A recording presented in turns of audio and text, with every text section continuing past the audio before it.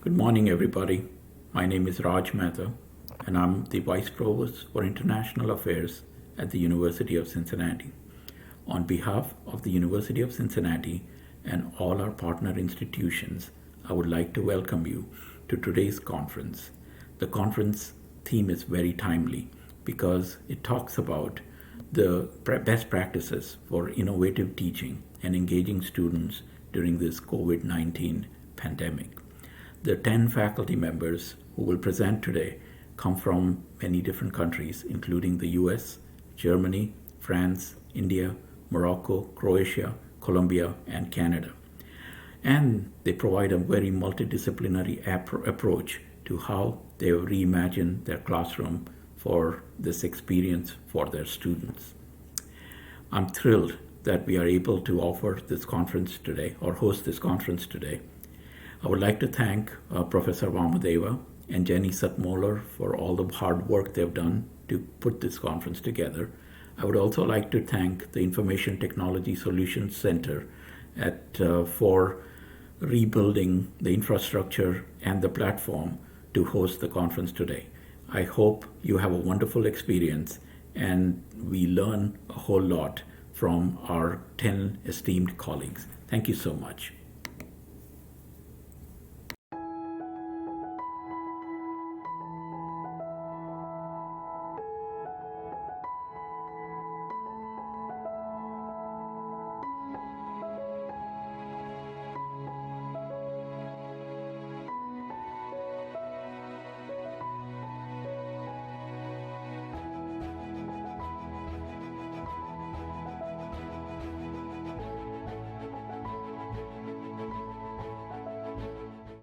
Hello and welcome to my presentation, Strengthening Learning, Conversations, Connections, and Community through Flipgrid. My name is Dr. Maria Ortiz, and I am an Associate Professor, Educator of Spanish at the University of Cincinnati Blue Ash College. Today, I'm very excited to share with you a little bit more about this wonderful tool that is called Flipgrid.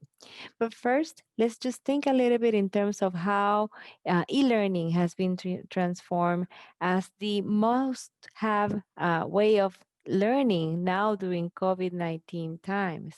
And e-learning has always been in the forefront of teaching and also having into account the different technologies that come to play for students and educators to reach that goal of deeper knowledge and learning. One key question that has arise from all of this is, are you ready? And this question is something we should have in our minds, not only now during the pandemic, but as part of our everyday teaching. Are you ready? Also, are the students ready? It's a big question to have in mind just because it gives us the context of, you know, rethinking everything that we do in our classrooms from face to face, hybrid to online with synchronous and online completely asynchronous. So now that our students are looking at each other from device to device, like we have on the picture, we need to consider how our students can engage with the class topic and also how to do it meaningfully. One of the most common tools that we have seen through the development of online learning are discussion boards. Unfortunately, with time, discussion boards have become a little bit of an outdated tool just because they went from being a great opportunity to have conversations among students and the professor as well to now something that just has created fatigue because they have become lengthy and they have been repeatedly used many times for different purposes. So students now are feeling unmotivated. They go, oh, not another discussion board. They don't necessarily see it as the value of it, right? And it's because of that that students then start providing generic and just bland responses to just comply with the requirements. And as educators, we think this is time consuming for both students and educators. For students, are we actually helping them learn? Or is this something that it feels like they're wasting their time? And also ours, because we are the ones having to grade all of these discussion boards. in a very interesting way. We don't have our students to just be like the student on the photo, right? So Inside Higher Ed has an article titled Discussion Boards, Valuable, Overuse, Discuss, mocking a little bit of the traditional wording that we use or idea that we use for creating a discussion board question. And from that article, we have to consider how we can transform discussion boards as a learning experience around collaboration that can actually generate deeper knowledge and understanding of what we're trying to do with the class. With that idea in mind, enter Flipgrid. It's a new twist on video discussions and discussion boards in general. It's a video platform for multiple uses in the face-to-face and online classrooms. Also allows for meaningful and empowering reflective experiences with a positive impact in students' class performance and learning. And it's just personable and easy to use. It's accessible. You can have it on your phone. You can access it from the website. And this year, Microsoft bought it, and now it's integrated with Canvas as well. So with the support from Microsoft and the integration with the LMS, makes it even a more powerful tool. It's really interesting because they provide, in terms of universal design for learning, it has captioning in different languages, and also it includes an immersive reader. And overall, it helps you promote the four C's of critical thinking: communication, collaboration, that critical thinking, and as well as creativity. So they're all connected in this amazing tool. So how I've been using Flipgrid in the language classroom, I'm going to share with you that I used to teach face-to-face and hybrid courses. Now I teach mostly online with synchronous meetings. And I use the Flipgrid technology for asynchronous activities because I've been doing video journaling and, or we can call it storytelling, that provides a basic competency that also offers a perlusive, empowering pathway that generates interest for students to engage with the language for practice, emulation when we talk about the pronunciation and the tone, creativity and production for themselves, and also in conversation with others. Previously, I have used other tools that allow just for the recording, but on this one, students can record and reply to each other so easily that the flourishing of the community comes naturally with every activity that you do. And I think that's one of the most meaningful uh, turning points of Flipgrid for the language classroom and as a video discussion board. At the same time, it allows for that discussion in terms of comprehension, not only from what they hear from me, but how they collaborate, responding to each other, right? And this promotes deeper knowledge and progressive mastery on the subject. Students will repeat, practice, and I think we forget that, I play the saxophone, and sometimes, we forget that practice. Some people have a natural talent to play an instrument, but for some of us, it takes a little bit more practice. And we get to the point of mastery, but it's through practice. And I think for students, recording themselves until they feel comfortable with what they do and what they say and how they sound allows for that mastery of the language eventually. So, in terms of assessment, I am sharing a picture with you of one of the rubrics that I have integrated with Flipgrid and Canva. So, when I do the assignments, I go through using this to grade the students, and it has different categories. And remember, rubrics can be as long or as short as you want to, with different purposes. In my case, I'm looking for very specific items on that Flipgrid, but also I give them a range of possibilities of where they can be. I think it's important students see progression, and if they fall on something, they can visually see what they're lacking on, and they will have to practice on that. And in this case, I look for vocabulary and that they make meaningful connections to that vocabulary. I look at the grammar structure, written and also spoken. Um, how they control the language and how creative do they get when they're talking. They might be having a different speech of what they have written on their paper, but they're able to know and have the mastery of the language. They can make it around and make it them theirs. That's truly what we want.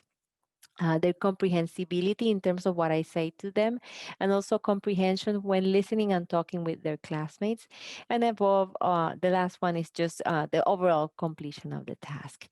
One thing that when you're developing the activities on Flipgrid, it's important that you provide as much as possible the best detailed instructions that you can do, that you are specific in terms of duration, the requirements, and if they need to provide any additional materials. From the professor's standpoint, that you revise your video and other resources before posting. Right now, Flipgrid has become so popular, so hot that, and that the fact that it's connected to Microsoft, it has the support, but there might be moments where some things are lagging.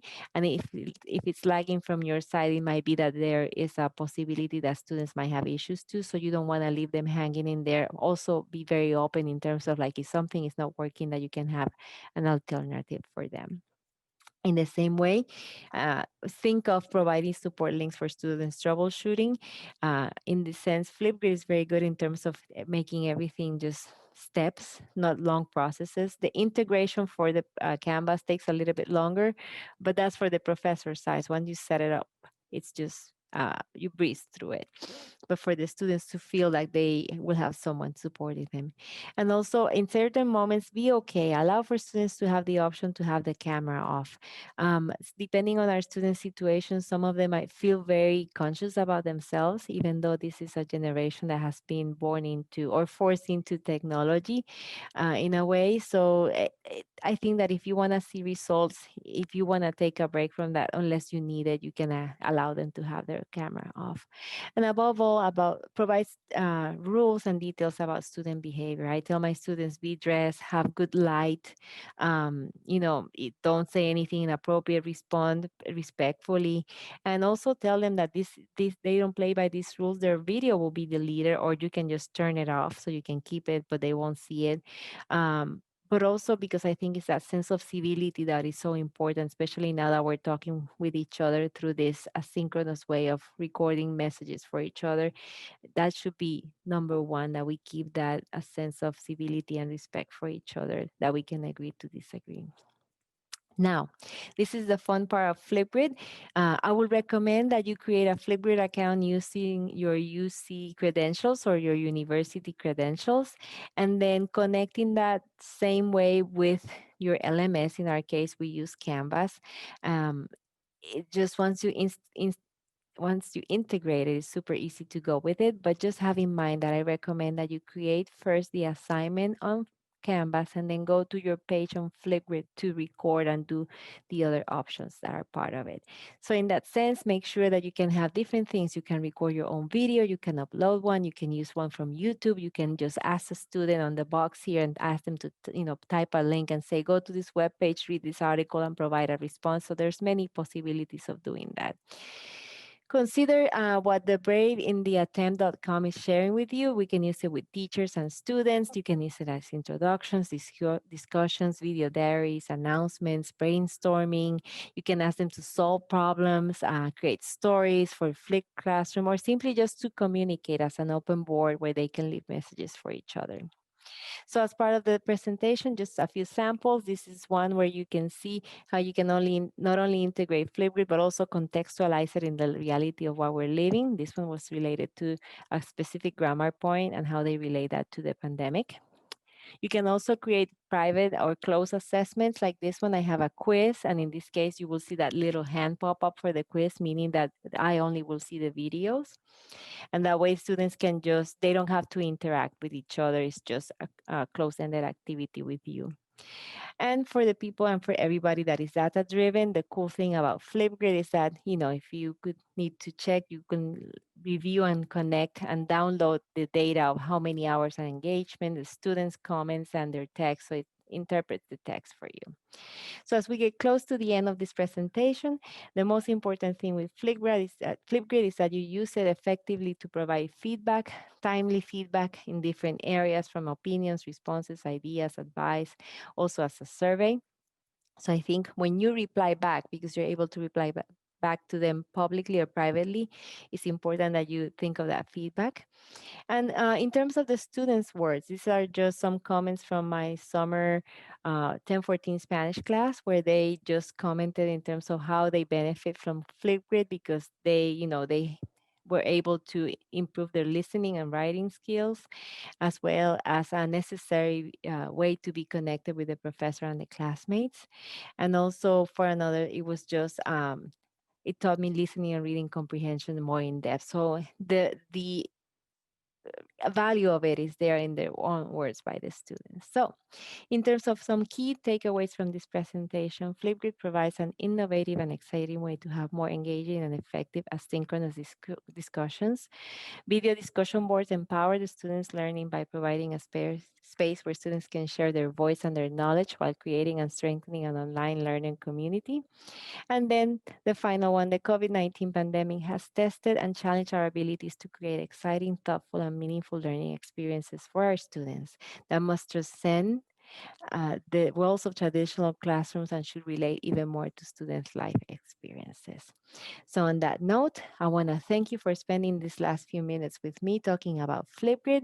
I hope you bring it in as part of your class and that you make the most out of it as we continue to move on during this situation with COVID-19, but also for the future. Once again, this was Maria Ortiz. Thank you for joining me for this presentation.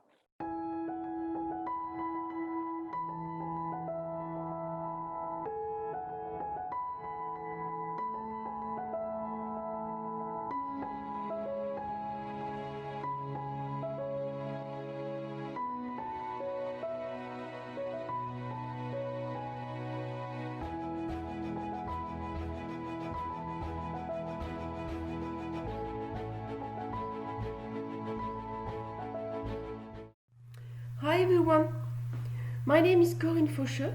I'm an assistant professor at the University of Bordeaux in the biology department, and I'm going to present you in innovating self-paced e-learning to teach virtually benchtop practice in consequence of COVID-19.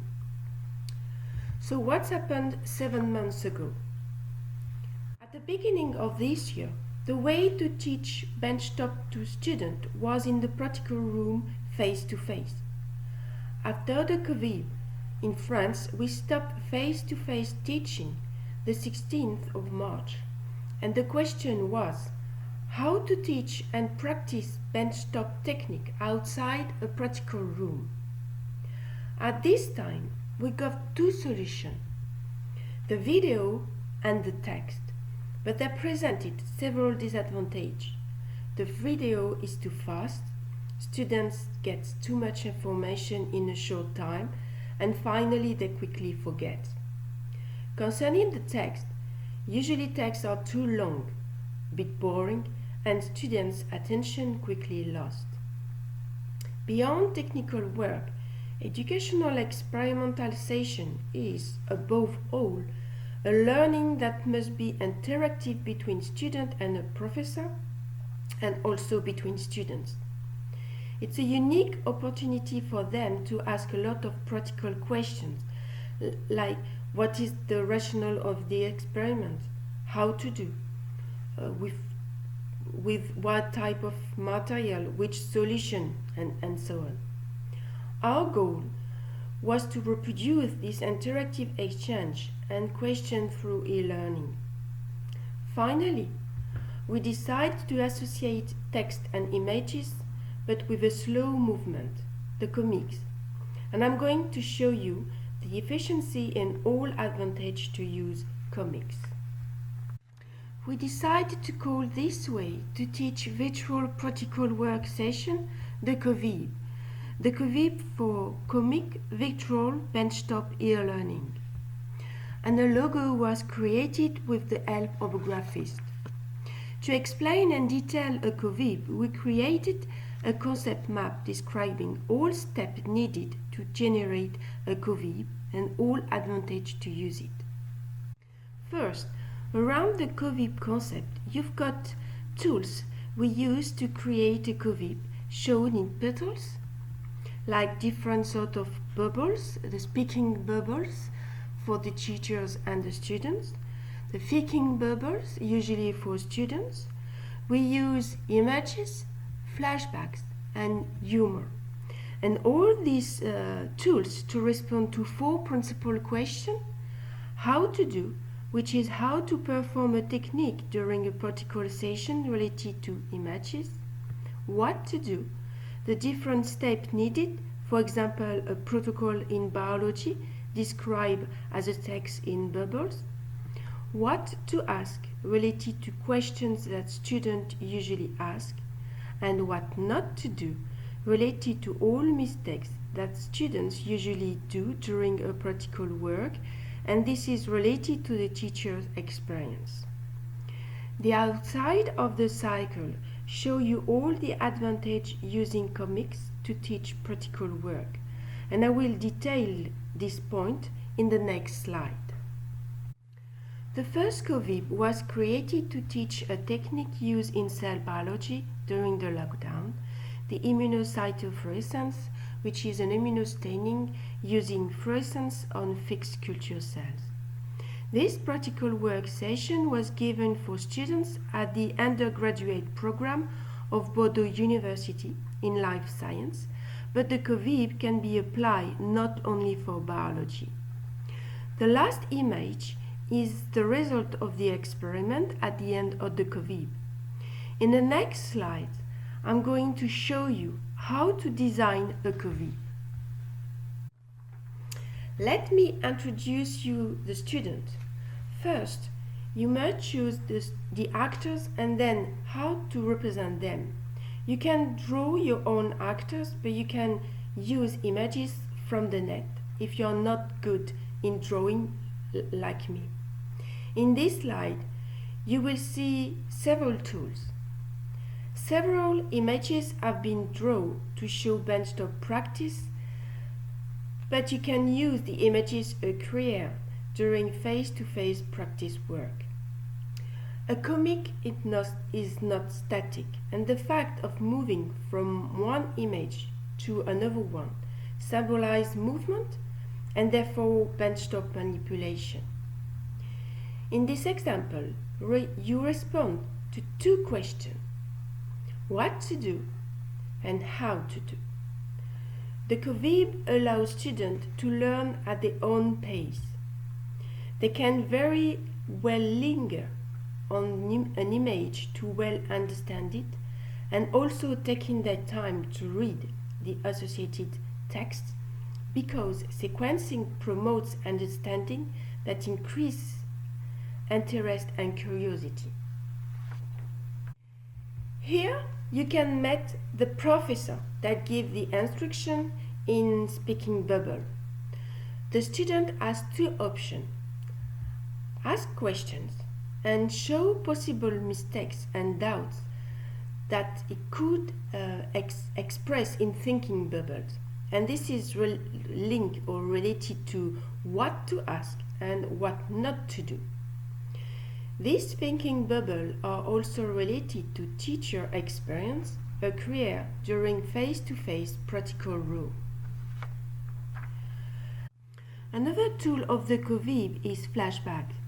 The theory is generally learned during courses as a text or slides, face-to-face or distance teaching, and linked to several flashbacks included in the COVIB. For example, one of the flashbacks described here is the fluorescence and how does it work. Flashbacks are essential. They make the link between practical work and theoretical knowledge. They also lead to fruitful discussion, and they inform students about what they need to know and give them the possibility and the time to go back to their knowledge, so this is more memorable. To be or not to be funny. Humor is an asset. It has already been described to increase learning benefits for students. It will keep the attention of students and avoid losing their concentration. A few seconds of relaxation to be able to better focus on the image and text. The humor is like a rest or a break for neurons. It generates physiological and psychological benefits. a factor of well-being and pleasure when working, it is also a factor of satisfaction for the student. The COVID presents additional advantage like it can easily be translated in all language and it leads to discussion. The COVID encouraged students to ask more questions in order to better understand the manipulation. Several chats and virtual classes have been done to discuss around the comic supports. Due to the frame, associated image and short text, students can formulate their own interrogation and they can answer to each other without repeating text and better than video. In order to find out what impact the COVID had on their learning of practical work, many questions were asked in the form of online survey. 179 students from the same cohort replied. 76 students followed the practical work face-to-face, and after the COVID, 103 students who did not. Results are shown using bar chart. I'm not going to describe the answer for each question, but we get around 80% of satisfaction. 78% admit that the COVID allowed them to learn at their own pace rather than a video, and 71% confirm that they could reproduce the protocol. A paper is recently published in Higher Education Studies journal about the concept of the COVID in collaboration with Aya Abu Hamoud, Nestor Palares Lupon, and Anthony Buter. You could find the result of all questions from the online survey in this publication and the entire COVID episode 1 and 2. So what's the next step? In other situations for the training period, the COVID concept could be used in the future to complete practical work session, for example revision, for the internationalization of the education system through distant work, and for a hybrid education system. The COVID could be expanded to master degree students or to technical support in a laboratory. We could design a COVID for one particular technique that could be used in biology, but as well for other fields like chemistry, physics, and so. Finally, we would like to thank the French government in the frame of the investment for the future program, Mission COVID-19, Sylvie Tronche and Opaline Society for her helpful support in graphism and the creation of the logo, and the STEP and MAPI programs for the help to develop this concept in the future. And thank you for listening. If you have any question, you are welcome.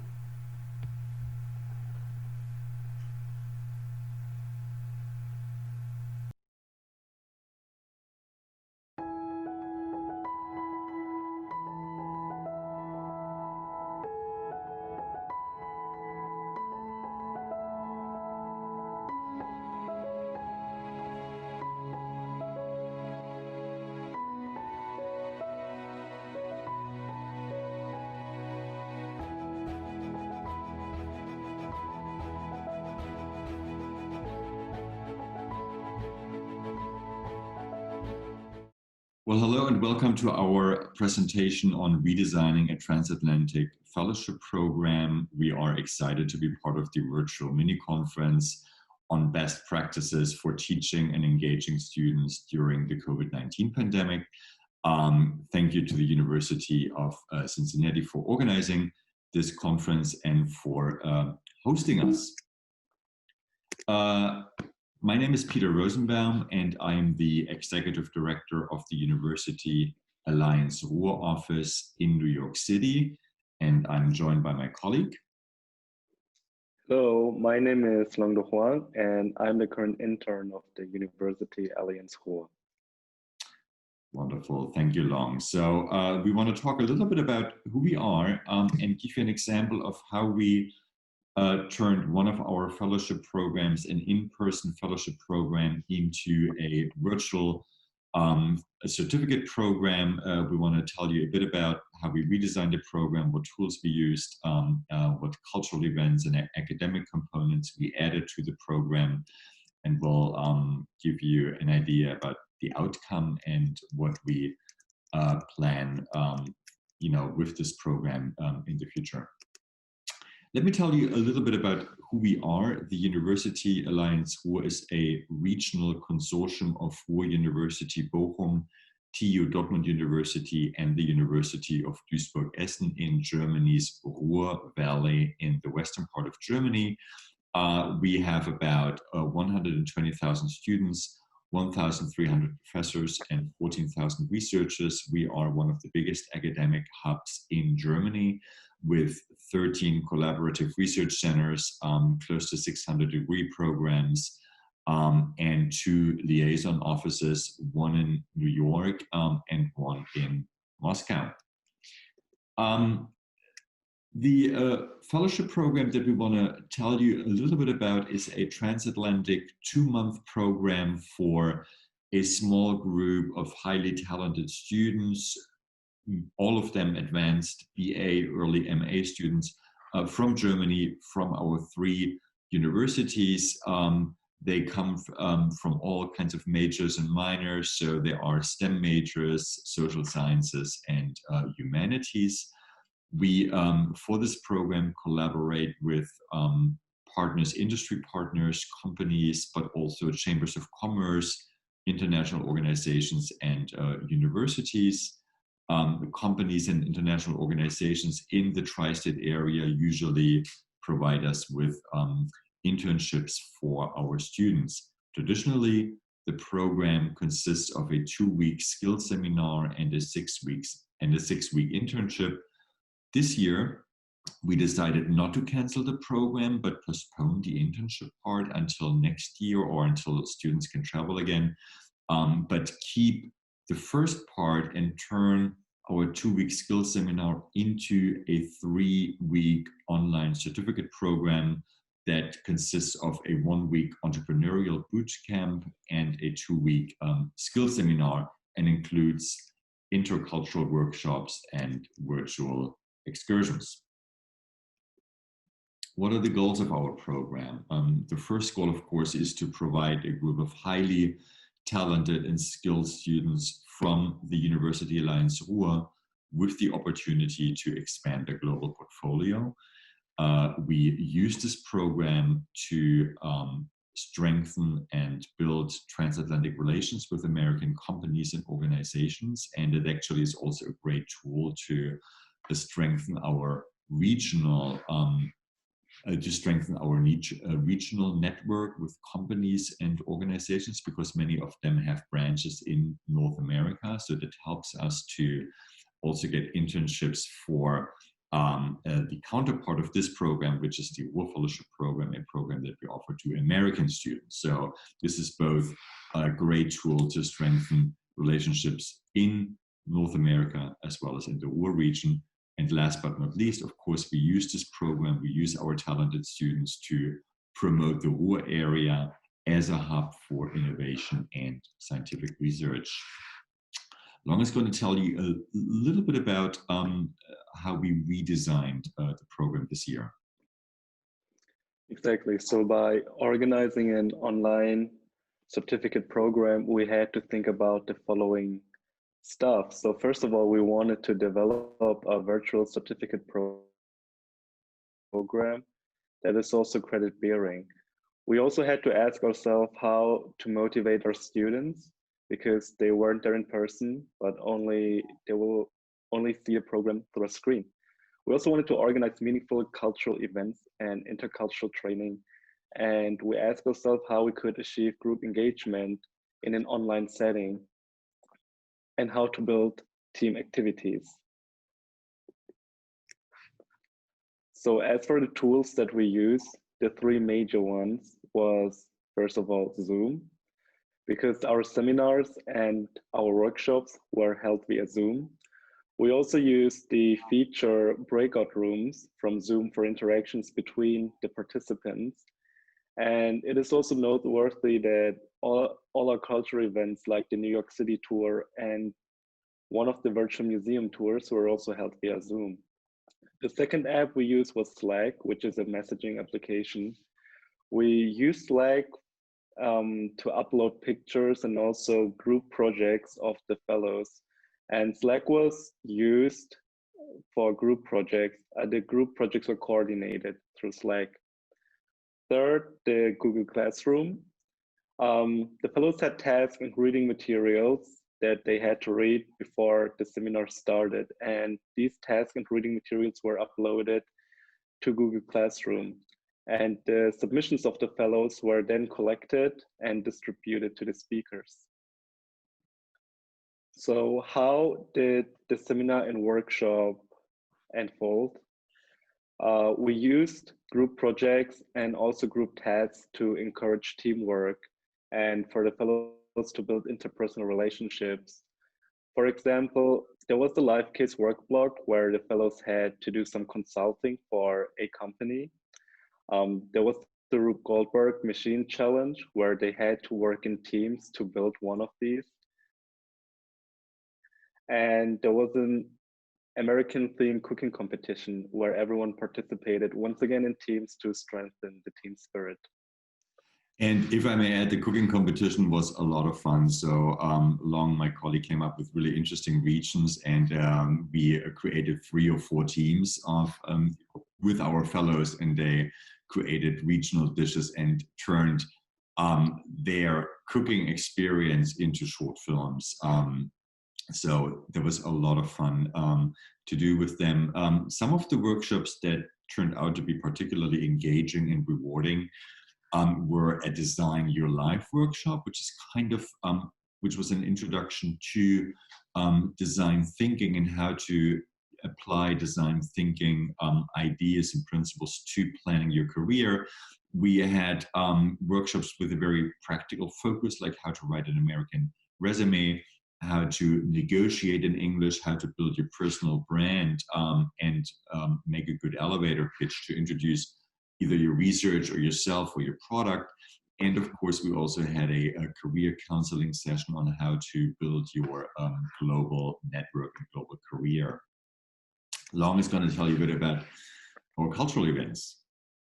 Yes, so for the cultural events, which was really important to us, as I just said earlier, we found that there were many virtual offers. So we had a private virtual tour through both the Metropolitan and the Tenement Museum. And you can see on the picture that the Tenement Museum actually used like little short films, and they filmed through the hallway. Well, basically they told the story of an immigrant family, and they used documents, and they showed, it was like a live house tour through the family's home, which was really interactive and really interesting to see. We used cultural team challenges to encourage the team spirit. And there was the cooking competition, as we just talked about, where you can see it on the picture as well. And we used the city tour, an online city tour with an actual city guide for, you know, just a little online New York experience.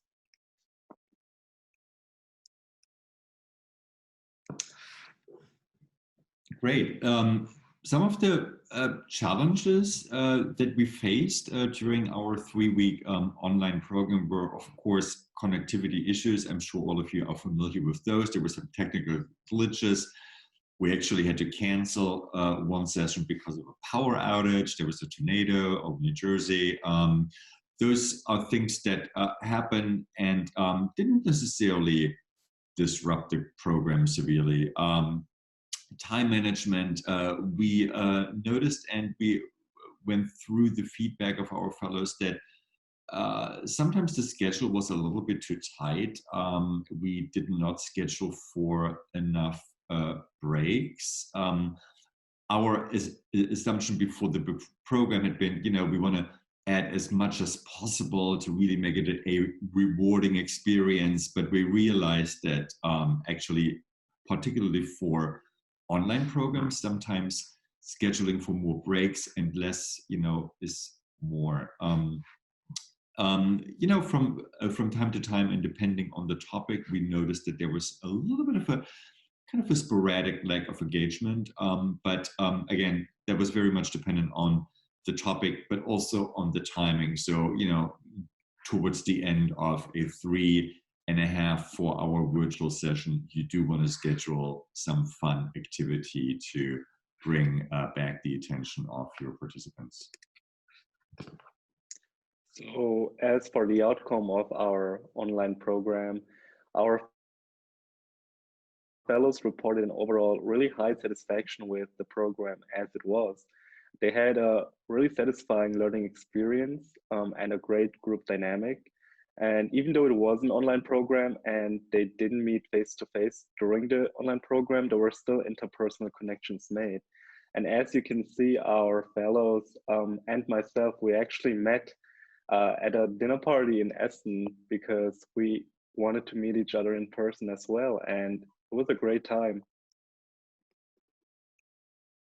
So by organizing these online events, we also learned that there were not just challenges, but also a lot of advantages that we had.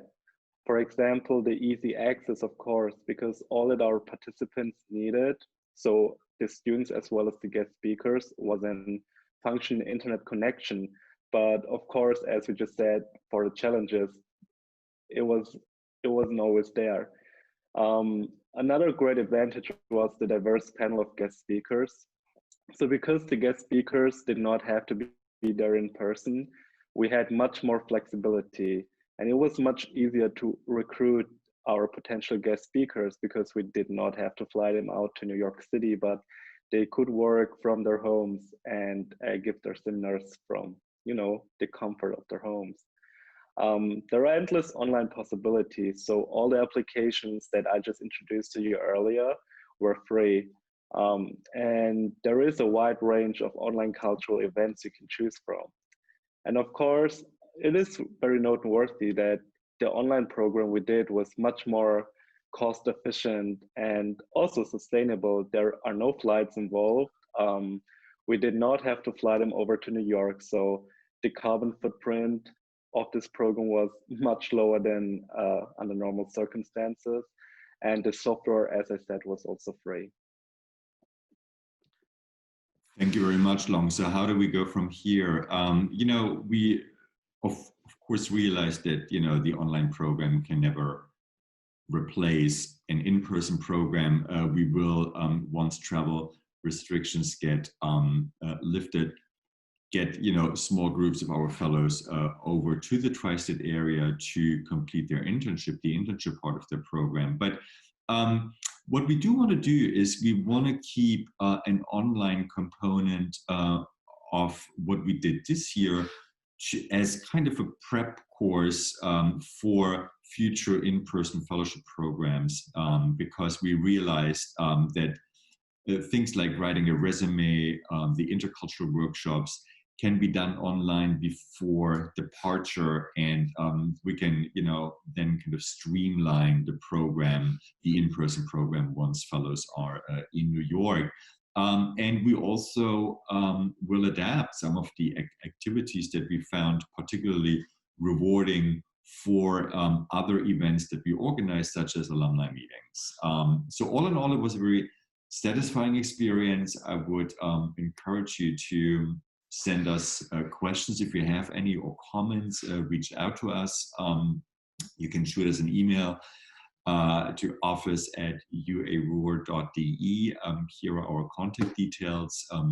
Thank you very much for your attention, and I'm looking forward to hearing from you. Thank you.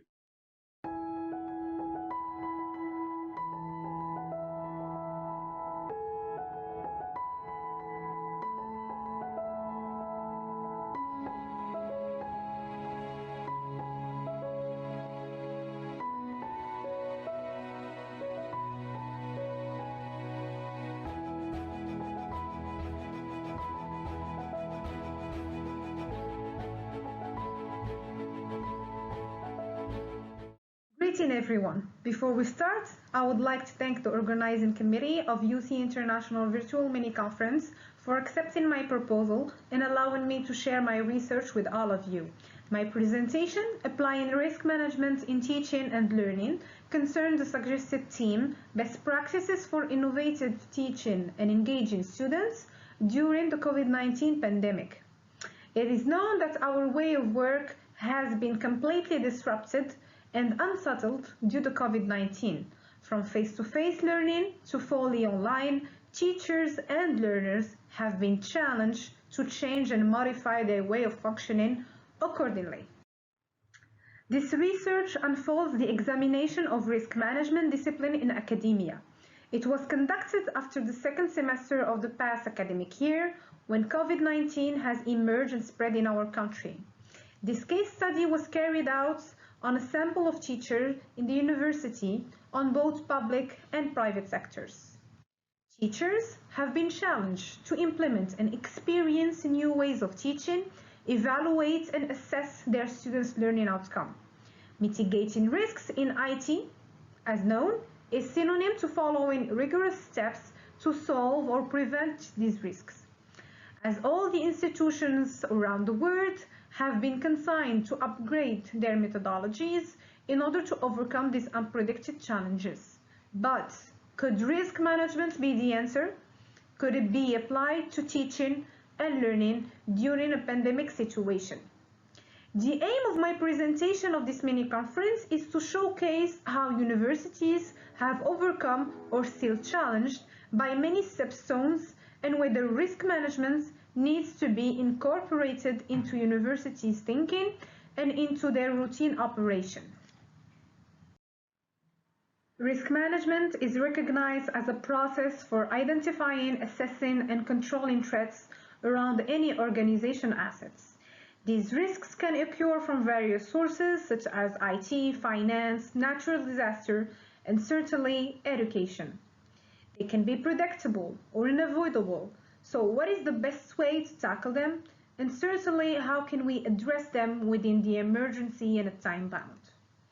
In this presentation, we are not going to detail all of the aspects of risk management process because there is 5 steps due to time frame allowed for this presentation.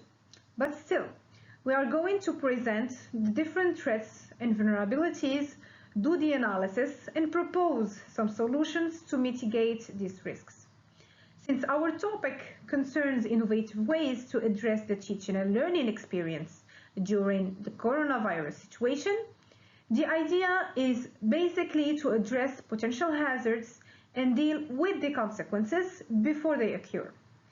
As this study will display that several teachers were not ready to adhere to new teaching methodologies or were reluctant to adapt themselves to the new teaching tools. But before we start introducing certain assumptions, let's see what is a university risk and what kind of risk can a university face. Institutions around the world, universities must deal with their own risks. University risks are specific to academia and are adapted to its daily challenges. As certain people will doubt the association of risks management and academia, these two areas are not far apart. Risk management is often applied to different aspects, but rarely in education or to university context. As you all know, risk management has been taught in academic institutions to laureates in different fields, business people, financiers, statisticians, or insurance professionals. But they were very little used in their own context. This subject has attracted a lot of attention this past decade. So universities' risk encapsulates different types of risks, such as faculty risk, institutional risk, ethical risk, reputational risk, and all of this risk can verify and can be diversified from an institution to another. Let's now take a closer look at the risk listed in this slide. For example, faculty risk may concern wrong promotion or hiring or recruitment in general. Ethical risk, for example, concerns plagiarism, or unethical grading of students. There is also the students-related risks, which are also important and also concern poor placements and grade-related issues. In this research, our focus concerns mostly academic risks. We are tempted in this mini presentation to advocate and illustrate more of the academic risk rather than the other types of risks. They are likely to be known and which generally turns into management issues handled by managers in university. Academic risk factors are generally associated with the institution's academic activity. They are mainly related to research and teaching risks, but also quality. Not only academic risks concern students, but also teachers, mainly because of the outcomes that may affect them. In this research, our focus concerns academic risks and the business continuity. For all of that, we need risk management to address the situation beforehand. So before talking about the skills required for risk management, it is clearly needed to establish the context of the university environment and consider all the internal and external factors. The first steps of risk management process is establishing the context. To establish the context of an academic environment, we need to recognize the different actors that are involved and impacted by a probable risk scenario. Obviously, the main actors in this situation are the teachers, the students, and the institution represented by one of their top managers. There are also different factors, both internal and external, that influence the academic performance, such as reputation alteration, budget cuts, not having agile processes, or strategic planning. To handle all of these aspects, we need to identify the person who needs to implement a risk management process and follow the other 4 steps. That's why we're going to see the skills for a risk manager. In order to apply the 5 steps of risk management process, we need first of all to identify the skills required for a risk manager. He should be aware of the challenges in university in order to address them and point out the probable risks that may occur. We can cite risk assessment analysis, which is an important step within the 5 steps process, problem solving, working under pressure, and strategic thinking, for example. Now, with the establishment of the context and knowing the skills required for a risk manager, let's analyze the possible threats and vulnerabilities that were identified by our teachers during our case study. In our case study, we are analyzing the possible threats that our main actor face in this environment. For our 3 actors, the teacher, the students, or the organization, we may introduce some of the threats that they may face. For example, for the teachers, they may have the fear of the contamination for the COVID-19 or any other pandemic, depending on the situation. They may fear not having the tools to work with in the classroom, so the lack of technology, and they also fear the reflection of this kind of threats on their courses and its impact on its quality. For the students, they can also have a fear of contamination, lack of concentration in the classroom, having feeling stress or fearing the pandemic overall, and also having a lack of interaction in the classroom.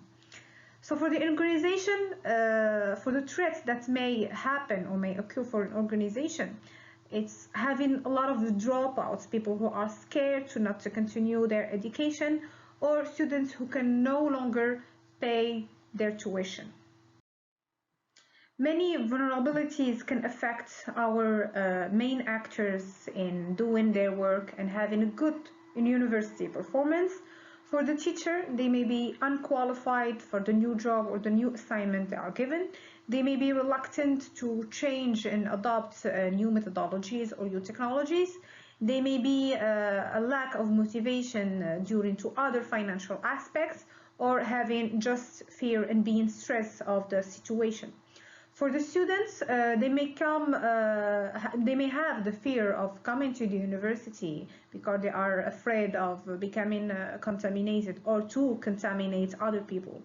The impulsiveness to interact in the classroom, which is important for the students' learning, and having no aspiration for a professional career may also be vulnerable for the students, so as the lack of motivation. But for the organization, it's different. For the organization, they may have financial issues like lack of funding, the readiness to adopt change. They may be having rigid processes they cannot change. So this all can affect the vulnerabilities or the management of any universities. These threats can use the threats we saw earlier, can use these vulnerabilities to create risk scenarios, which constitute the second step of the risk management process. Next come the third step, which is the evaluation of these risks to rank them according to the university's priorities. So all of these previous steps allow us to go to the final step of risk management process, which is the part where we choose how to handle these risks. Risk management allows us to use four strategies: avoidance or cut the source of the threat, which can be helpful for managing the risks, or reduction to minimize the impact of the risk that it has on the institution, or share, transfer the risk to another competent institution that can help us to deal with the risk, or finally, the acceptance of the risk and handling it internally with a budget, of course. In this case study, we received different suggestions from our responders to help mitigate this risk. For example, for teachers, they should be involved in the change. They should create a culture of learning within their classroom. They should innovate on a personal basis to grow their knowledge, to be open to learning and the new experiences, to be the example of the engagement among their peers and for their students, to adhere and adopt technologies or new techniques, and also respect the World Health Organization recommendation, but last but not least, innovate ways of teaching using different kind of methodologies like games, activities, discussion, simulation, and so on. While we consider that a student should be aware of the importance of learning for their academic experience in the university and for their professional careers, to interact and engage with their teaching within the classroom and outside of the classroom, to focus more in the classrooms and interact with their peers, to be enthusiastic to attend a new class each morning or each week, and also participate in new projects or other activities.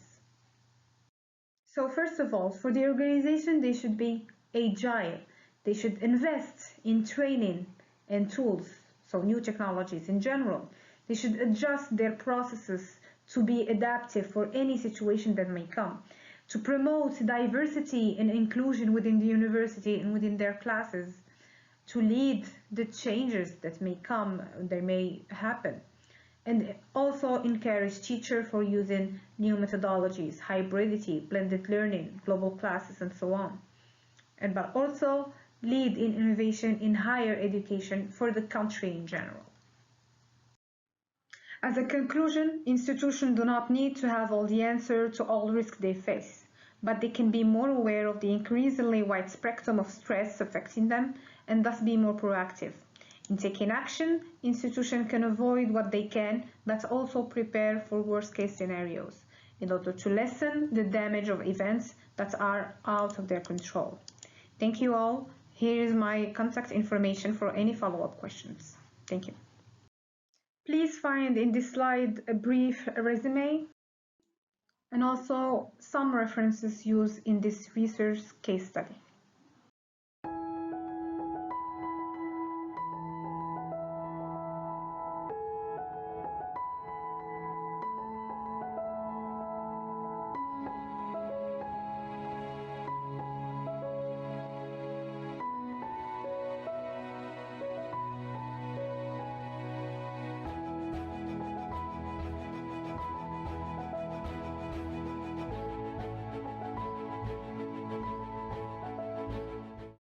Hello, everyone. My name is Annette Redmond, and I am an associate professor of business law at UC's Blue Ash campus.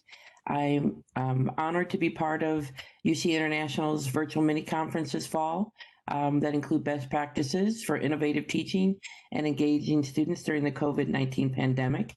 I look forward to sharing my work with you and seeing the good work of other colleagues of mine as well. So my presentation is entitled Infographics, Videos, and Designs, How Incorporating Assignments in Padlet During COVID-19 Not Only Engage Students Through Active Learning, but can also promote diversity, equity, and inclusion.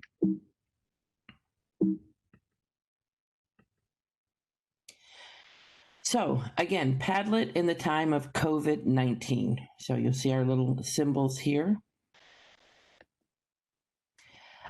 For those of you who are not familiar with Padlet, your question might be, what is Padlet?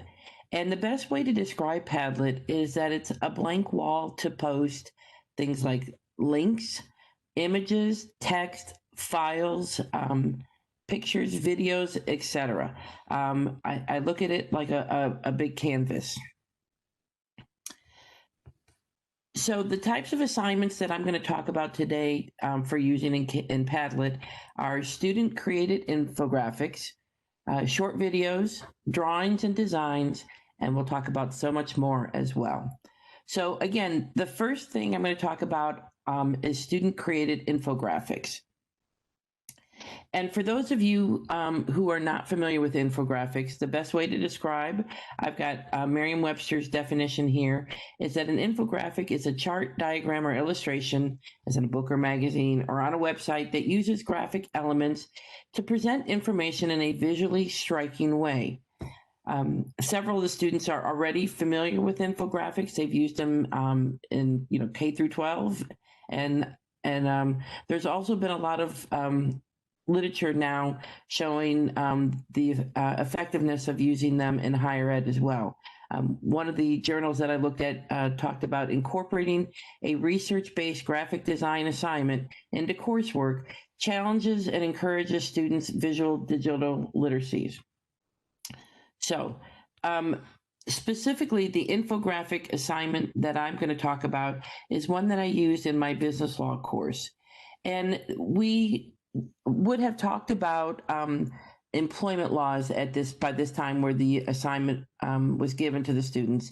And we would have talked about the different types of laws that are there to protect against workplace discrimination. And specifically, those would be Title VII, ADA, the Americans with Disabilities Act, ADEA, Age Discrimination and Employment Act. And I would send the students, I would give them this link, and what this link did was it gave them a list of press releases and cases that were filed in the last so many years, and give a little bit of information about it. And the students would do some additional research as well.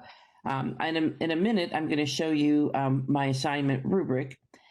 But the reason like I said, with this infographic, it was a way for the students to visually convey this information, taking a difficult subject matter and conveying it visually. Now, again, most students are familiar already with infographics. There's lots of different apps out there. Venngage is the one that I use. There's Canva. Some people use PowerPoint. And like I said, there's several other apps out there. The reason I have chosen Venngage is because of its cost effectiveness. It is free for students to use. They can make, I believe, currently up to 5 infographics without any cost associated with them. So I also provide some tutorials for those who aren't already familiar with Venngage, and I put the links on here for anybody to look at. YouTube, just some tutorial videos on just how to get started with Venngage. Just on certain icons and things that you can use for free. You can certainly pay a premium and get some fancier graphics, but for the purposes of my assignment, the free version is more than enough. So again, what I would do is go over this in class, but I've gone over these links in that during a WebEx with students. I've included an instructional video for them to look at if they weren't able to make the WebEx as well. So I'll bring you to just what my rubric was. So they took a case, a discrimination case from the EEOC website, and there are certain things that are needed to be included in this infographic. So things like the case name, the court, the applicable federal law. So was it a Title VII, an ADA, an ADEA case? So they would describe that federal law, what and to whom does it protect, and they would give a brief case summary. And the other areas that they would be graded on is the graphics and pictures that they use. Make sure that they were appropriate, and we talk about that in class. Visual clarity and appeal. So you don't want it to be all words, you don't want it to be just all pictures, but you want to have that balance to effectively convey your message. And I always tell them grammar, and writing mechanics are important as well. So, and you'll see this last category here, that is for, they get points for this critical thinking case analysis. And those are questions that I change a little bit each time, but they help invoke a conversation. Why did you choose this particular case? Why did you choose the graphics that you did to convey this message? And maybe they would comment on other students' infographics as well. So I'm going to take you here to this Padlet link. So normally during a normal semester, if we know what normal is anymore, the students would present their Padlet in class. And so it would be, face-to-face. But because of COVID, we had a lot more restrictions. But what Padlet allowed us to do was it allowed this virtual gallery to share the student work product with classmates. Again, it was previously shared in class, but the students would then get this link where they could post their particular infographic. So I'm going to take you just to show you some sample infographics here. So these would be Title VII cases, ADA. And so the students would talk, give the name of the case. Again, this was involving Title VII. And, they would, like I said, explain particularly what, give a brief summary of what happened, the resolution. And in their reflection, they would talk about what would they do as management to prevent this, incident from ever happening again, or certainly reduce the risk of it happening. So you'll see again, one with the Americans with Disabilities Act, where, students are able to talk about this. And sometimes during the presentation, a student will talk about, they know a family member or they have a friend who this happened to. So like I said, it evokes a good dialogue among the students. You'll see here that I just posted like a general infographic about the various types of laws that protect in the workplace. And, in another class, we might do something else about what other laws protect, the Fair Labor Standard Act, OSHA, for safety issues as well. So I'm going to go back here. And there we go. And then, so particularly, how did this assignment promote diversity, equity, inclusion? Well, some of the comments from the critical thinking questions, here are some of them that I have on here. That, this particular one about Abercrombie and Fitch that didn't hire somebody because they didn't like the way she looked, because she wore something that her religious beliefs, she had a headscarf that Abercrombie said, doesn't fit the look of what we want to convey. So it really struck a nerve with some of our students because maybe either they find themselves in that situation or a friend. And I think it promoted a lot of empathy among the students as well. Other things here made students think about, in the future about a place that I want to work. I want to work for a company that will give equal opportunities to folks, that won't discriminate against people. Here's one where they wanted to learn more about age discrimination. Talking about a grandparent. They wanted to make sure that grandparent was treated with dignity in the workplace. So just casually, this assignment really, like I said, brought about a good dialogue with students about different types of diversity, equity, inclusion issues, and hopefully brought to light some of these things to several students. So other assignments that you can use Padlet for are short videos. And again, I say short videos because you really are limited, even with a premium package on Padlet, how much space you can utilize. And videos take up a lot of space. So, students can, record a short video and you can do it by groups. You could do it by individuals. And again, with videos, we'll talk about in a sec, just the types of videos that you would have.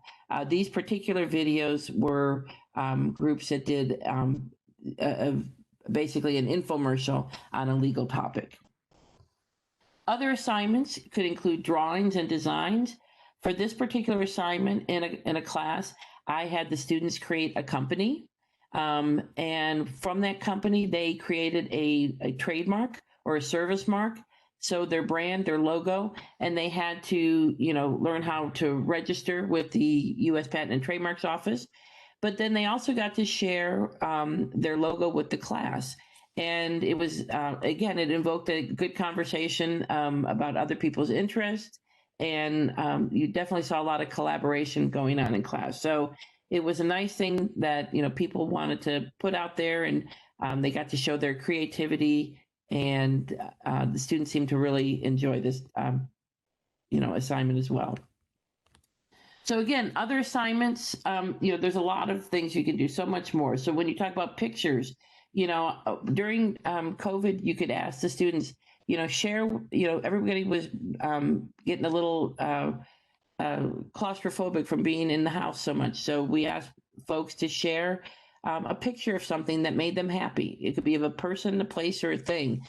Sometimes people put pictures, of a favorite vacation spot, the fishing lake, baseball. It could be a family member too.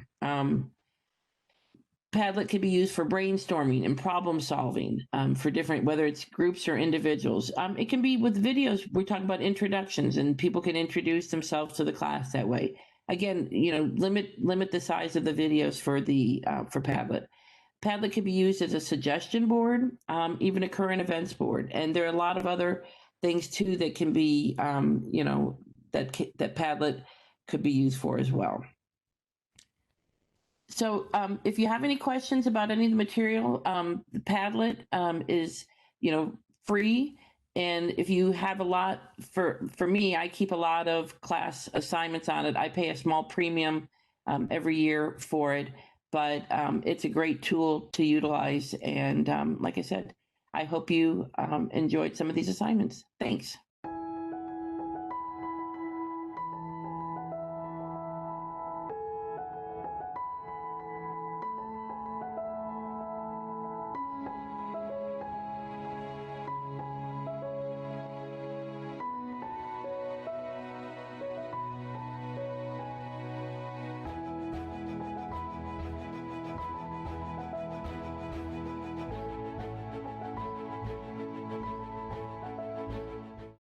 Good morning, ladies and gentlemen. My name is Dubravko Sabolic. I come from the University of Zagreb, Croatia, and I am based at the Faculty of Electrical Engineering and Computing, where I teach our students topics from the areas of economics and business.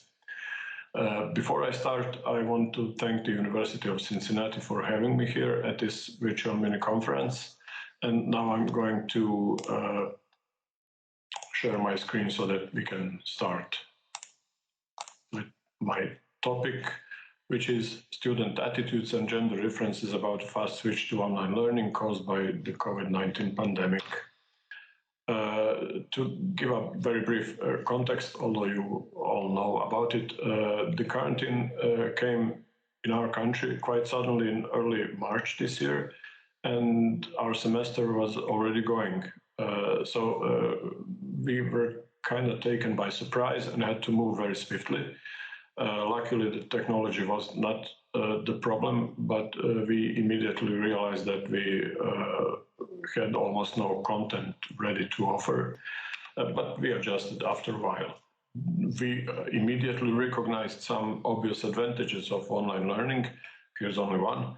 Within our courses, our elective courses called Engineering Economics 1 and 2, 4 years ago, I started to organize an extracurricular activity after my classes. I called it a business workshop, where I used to bring notable business people to have a free format talk with our students.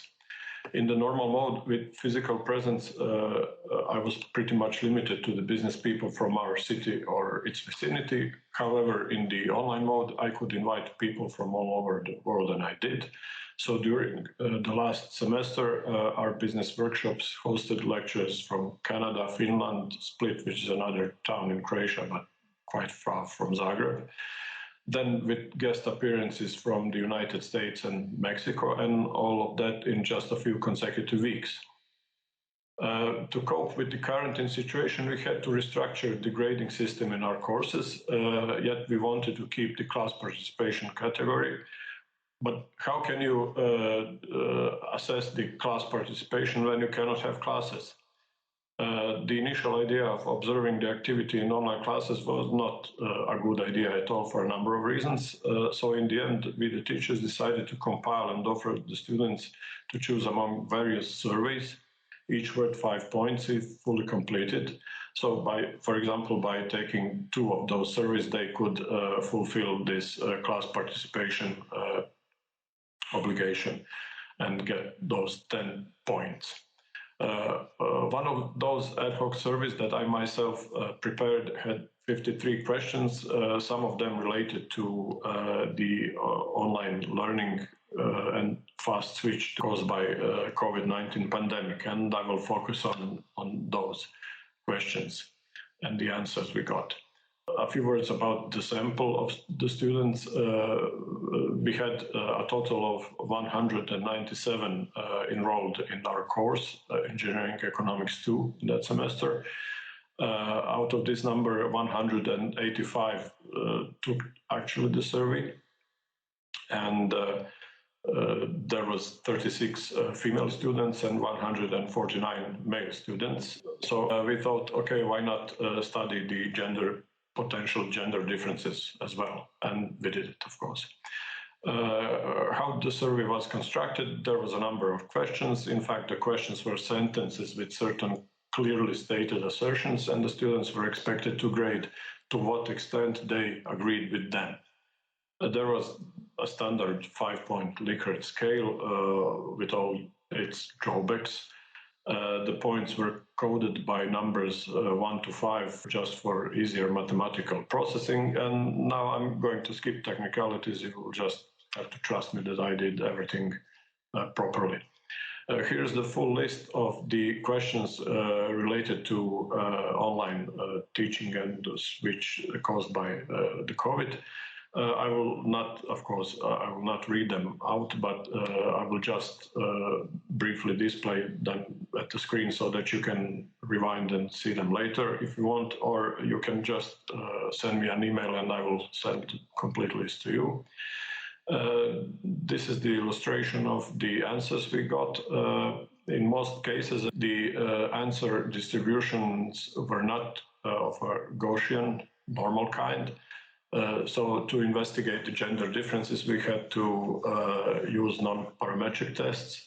So I used the Mann-Whitney test, which is appropriate for this type of problem.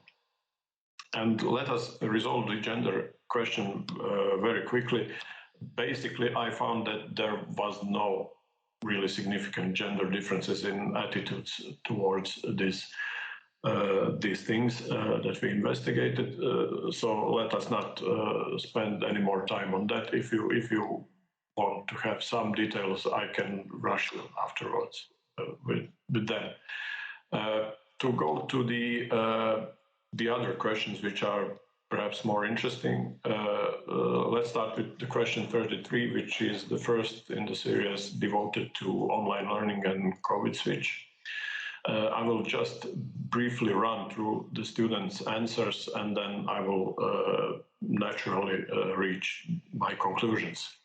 So starting from Q33, the students were not really critical about the overall quality of the fast switch to online due to COVID emergency at our faculty. So they gave us pretty high scores and thank them for that.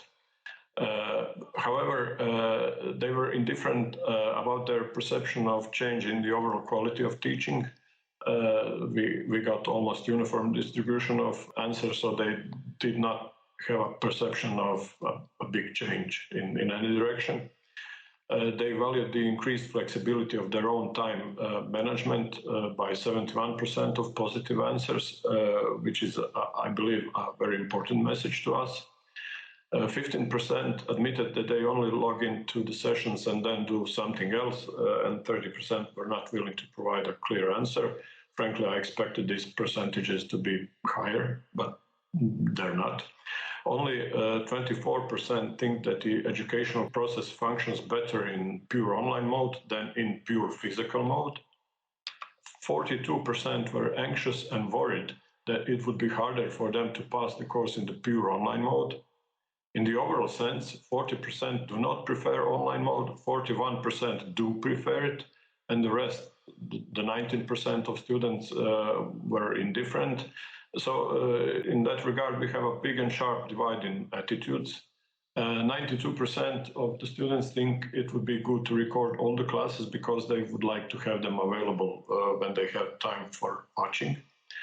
It seems that the students were pretty much indifferent about do they feel more freedom to engage in discussions in online mode than with physical presence.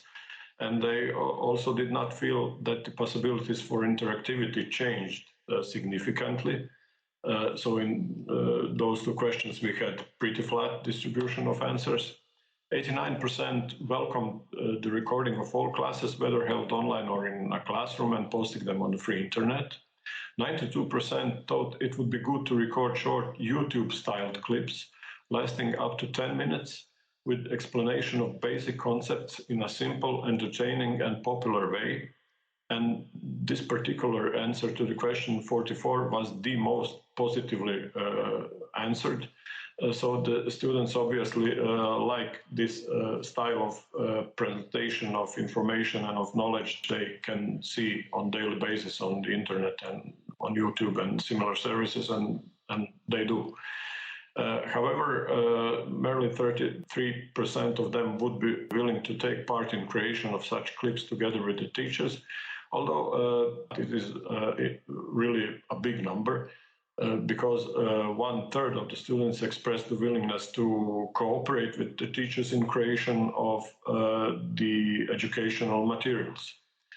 82% thought it would be good to use the online medium to invite international local guest lecturers to the business workshops. 82% thought it would be good to keep the business workshops open free of charge to a wider audience rather than exclusively to themselves enrolled in our classes.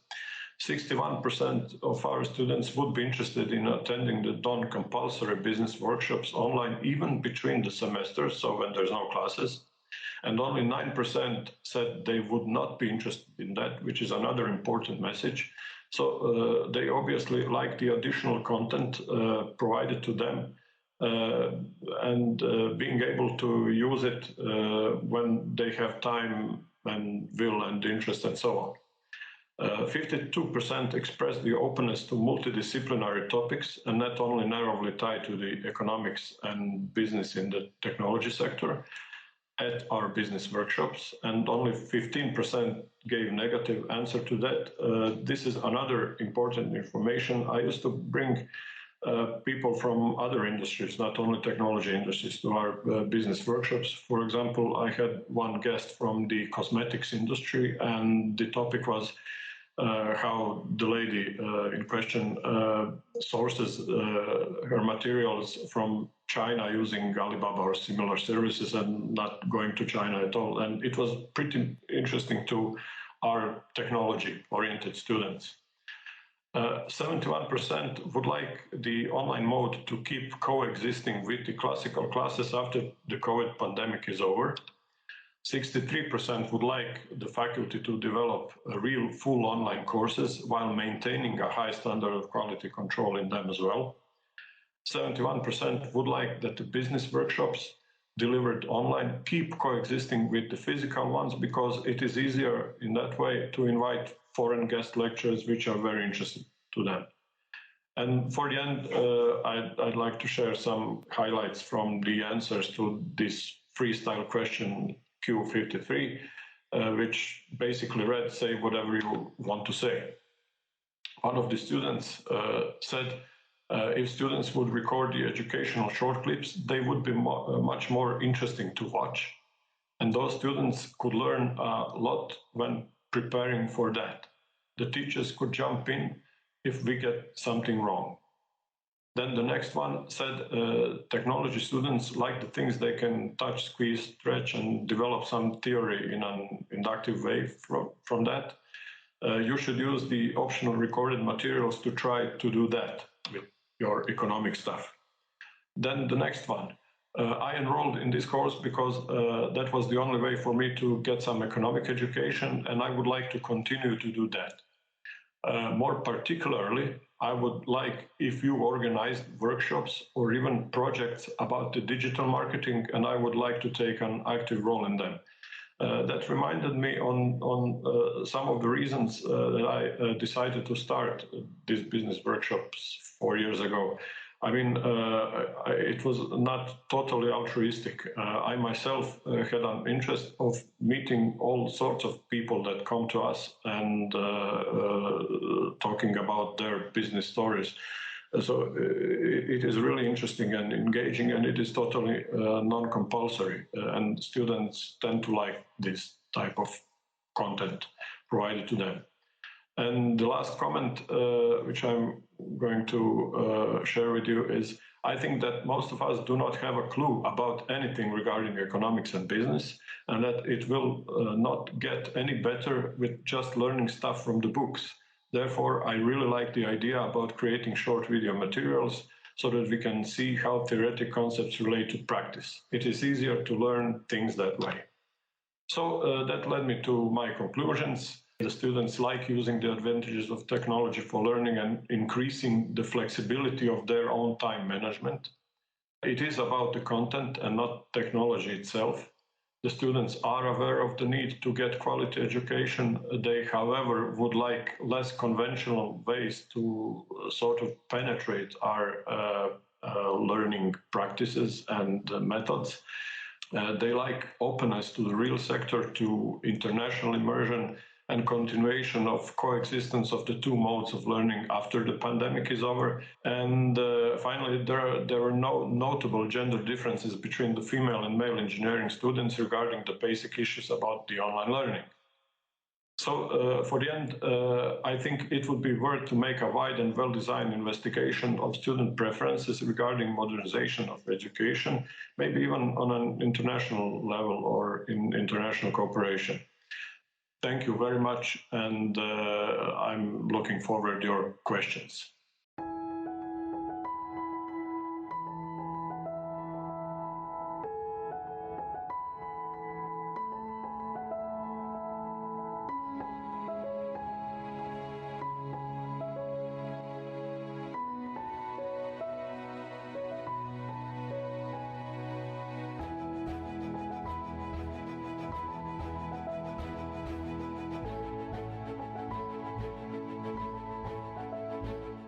Hi everyone, we are glad to share our experience with you today.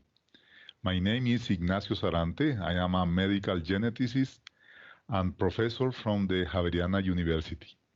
I am going to do this presentation with three physicians, the doctors Juliana Salazar, Maria Paula Aguilera, and Daniela Yucuma. Our presentation is called Online Medical Education, a Challenge During the Pandemic. We are going to show the presentation on the e-learning platform that we introduced in the Javeriana University. The platform is called Cura Cloud, and this is used primarily the physiology laboratories. But we want to innovate by using the platform for clinical cases. Since the beginning of the pandemic, more than 300 million students worldwide had their education disrupted by the spread of coronavirus. However, students had to continue with their training. This is why education evolved along with technology and forced us to rethink how we transmit and build knowledge. Let's talk about the pandemic in our country, Colombia. The first confirmed case in our country was on March 6 in a 29-year-old woman, and the first death was on March 16. As of September 28, we have 813,056 confirmed cases, 711,472 recovered, 74,400 active cases, and 25,488 deaths. Classes at the campus were suspended on March 16, forcing all programs to adapt to the virtual environment. It is important to point out that Colombia is a middle-income country in which there are difficulties in accessing the internet and inequities that prevent some students from acquiring the tools required for online education. Nevertheless, Javeriana University cares about the learning of its students, so it has different programs to ensure every student has access to the virtual lessons and tools now offered by the university. Until 28 September 2020, our university has not yet opened its campus to students or any other faculty members. Now that we have talked about the country situation, we want to show you where our university is located. Colombia is located in the northern part of South America, and the capital is Bogotá, where the Pontificia Universidad Javeriana is located. Our university has a great offer to Colombian and international students, including several undergraduate and postgraduate programs, all affected by the current worldwide situation. All its approximately 22,000 students and 1,000 faculty members had to adapt to our new reality of internet-based education and the introduction of new learning tools as Cura Cloud. Our Faculty of Medicine has 78 years of experience forming medical professionals. The medical students have their clinical rotations in the Hospital Universitario San Ignacio located at the campus, and several other institutions in Bogotá and other cities around the country. These clinical experiences have been interrupted for the safety of the students, and so the faculty had to find a tool that could potentially get the students closer to a clinical and practical environment from the safety of their homes. This is where clinical cases created in Cura Cloud came in as a great alternative until students could return to their different hospitals and practice scenarios. To become a physician in Colombia, you have to study 6 years divided into 12 semesters. In January 2013, we introduced a new curriculum at the Faculty of Medicine where we wanted to integrate the basic sciences with the clinical knowledge.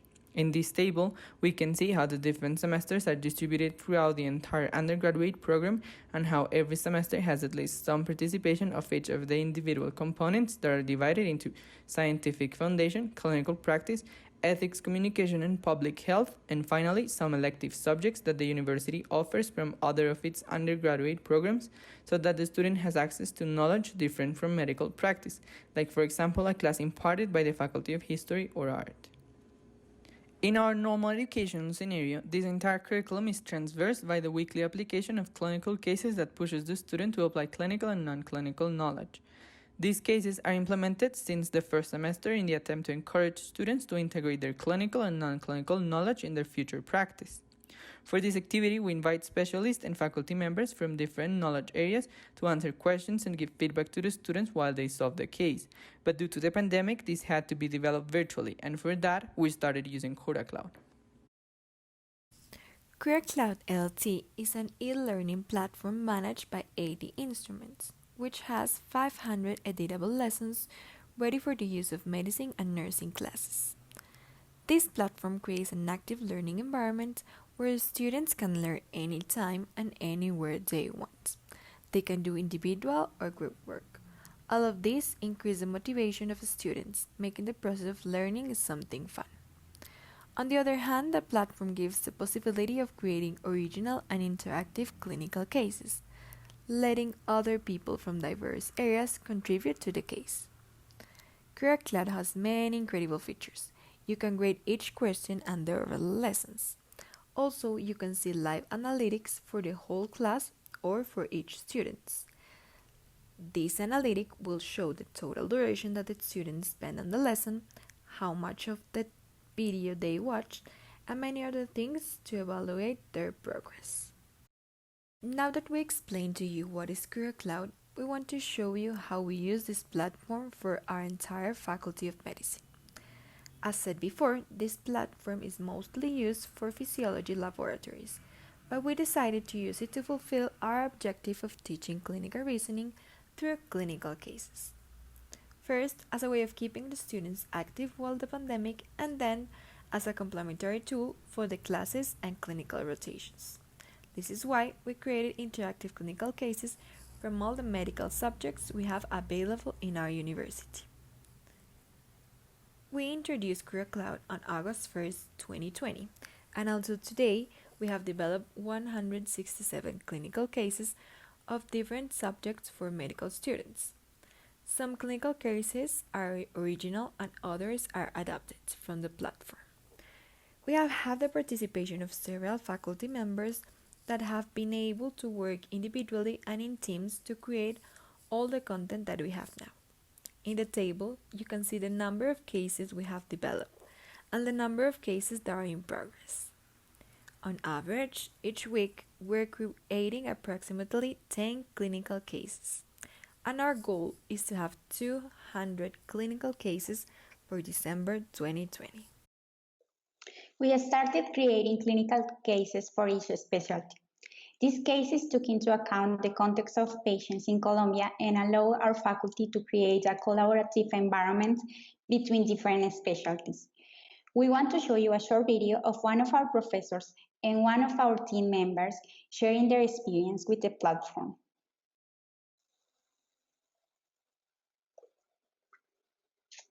My name is Andrés Cuestas. I'm an assistant physician at the Faculty of Medicine in the Pontificia Universidad Javeriana.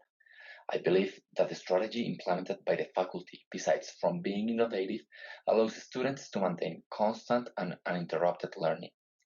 Furthermore, it gives teachers the opportunity to remain updated at the forefront innovations in teaching, thus maintaining at every moment high-quality standards in the academic process of the students. Hi, I believe that CareerCloud is going to stay among us even beyond the pandemic. Through this platform, we can integrate both basic and clinical sciences in a very comprehensive way. One can insert all sorts of educational material to assure that the student is achieving the goals. As the cases unfold, one can make a real-time assessment of the student's progress. And besides, it's a lot of fun to play with it. Thank you. Bye. Now we want to show you parts of some of the clinical cases that we were able to create. Here in the first example, you can observe some of the tools that we use as part of these cases. You can see one of the professors teaching how to perform a pneumatoscopy. Entonces, a este muchacho le vamos a hacer una neumatoscopia, que es una otoscopia, pero con la perilla neumática. ¿Para qué es esto? Para poder ver.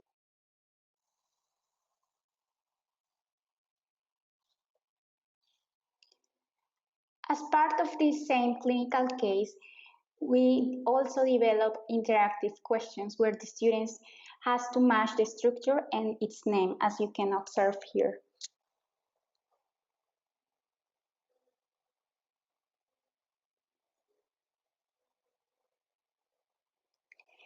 Then the student continue doing his or her case and further examination of the ear of the patient.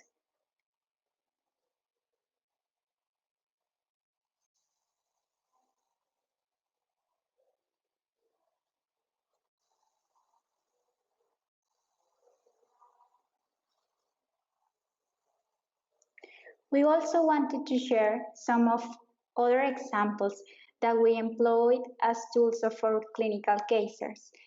Here, for example, you can observe a patient that is telling his past medical history through an audio. Pues doctora, a mí me han dicho que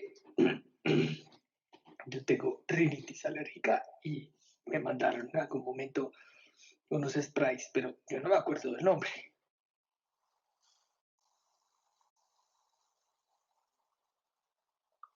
This is another example of how we develop the clinical cases. Here we have a video of a patient with a facial palsy and the physician performing the examination.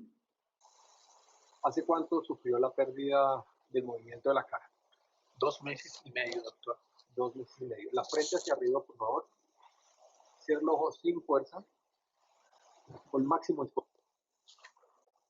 Here we have further examples of how the students can interact with the platform through the clinical knowledge that they previously acquired and through the testing of this previous knowledge.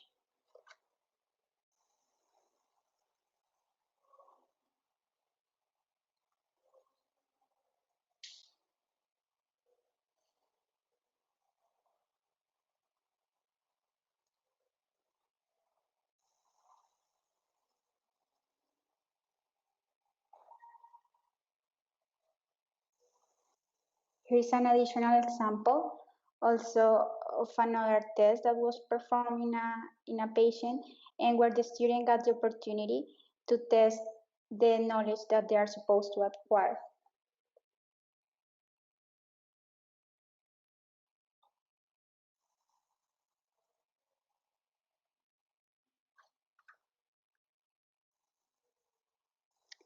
Here are further examples of how we approach to the clinical cases and the different types of questions that we propose to the students.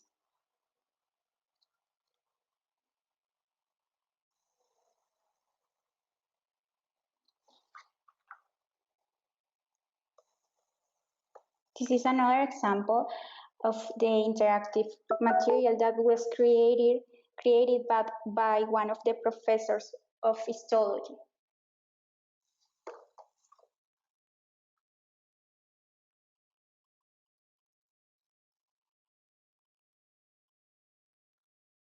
So as we presented, the overall feedback from the professors and students was positive. Students are currently very motivated to learn through this platform despite of all the challenges due to the pandemic. We also created a collaborative environment with all the professors of the faculty who were challenged to use an interactive platform to each clinical case. We want to maintain this strategy beyond the pandemic, and our big goal is to implement a curriculum with in-person classes, in-person clinical rotations, and asynchronous learning through Cura Cloud platform. We are the first faculty of medicine in Latin America using this platform for creating clinical cases, and to our knowledge, we have one of the biggest clinical cases database in the region. We want CuraCloud to be an e-learning platform not only for medical students and residents. We want to introduce this platform in different health areas such as nursing, dentistry, nutrition, and bacteriology. We want more universities all over the world to use our clinical cases for their health students. Finally, we want to measure the satisfaction of the students with the platform to make our results available for everyone who wants to introduce CuraCloud into their university. We want you to meet our team. We're a group of 8 physicians, an engineer, the career director, and the dean of the Faculty of Medicine. We hope this presentation was useful for all of you. Thank you very much for your time. If you have any questions, feel free to email us.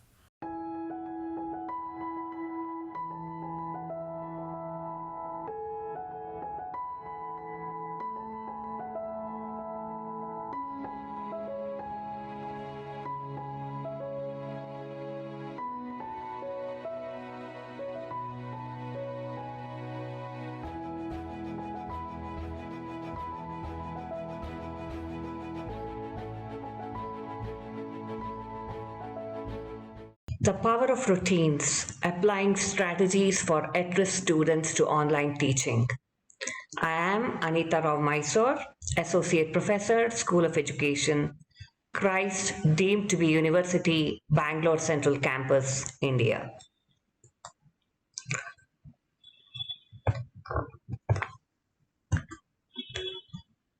A microorganism is now the elephant in the room.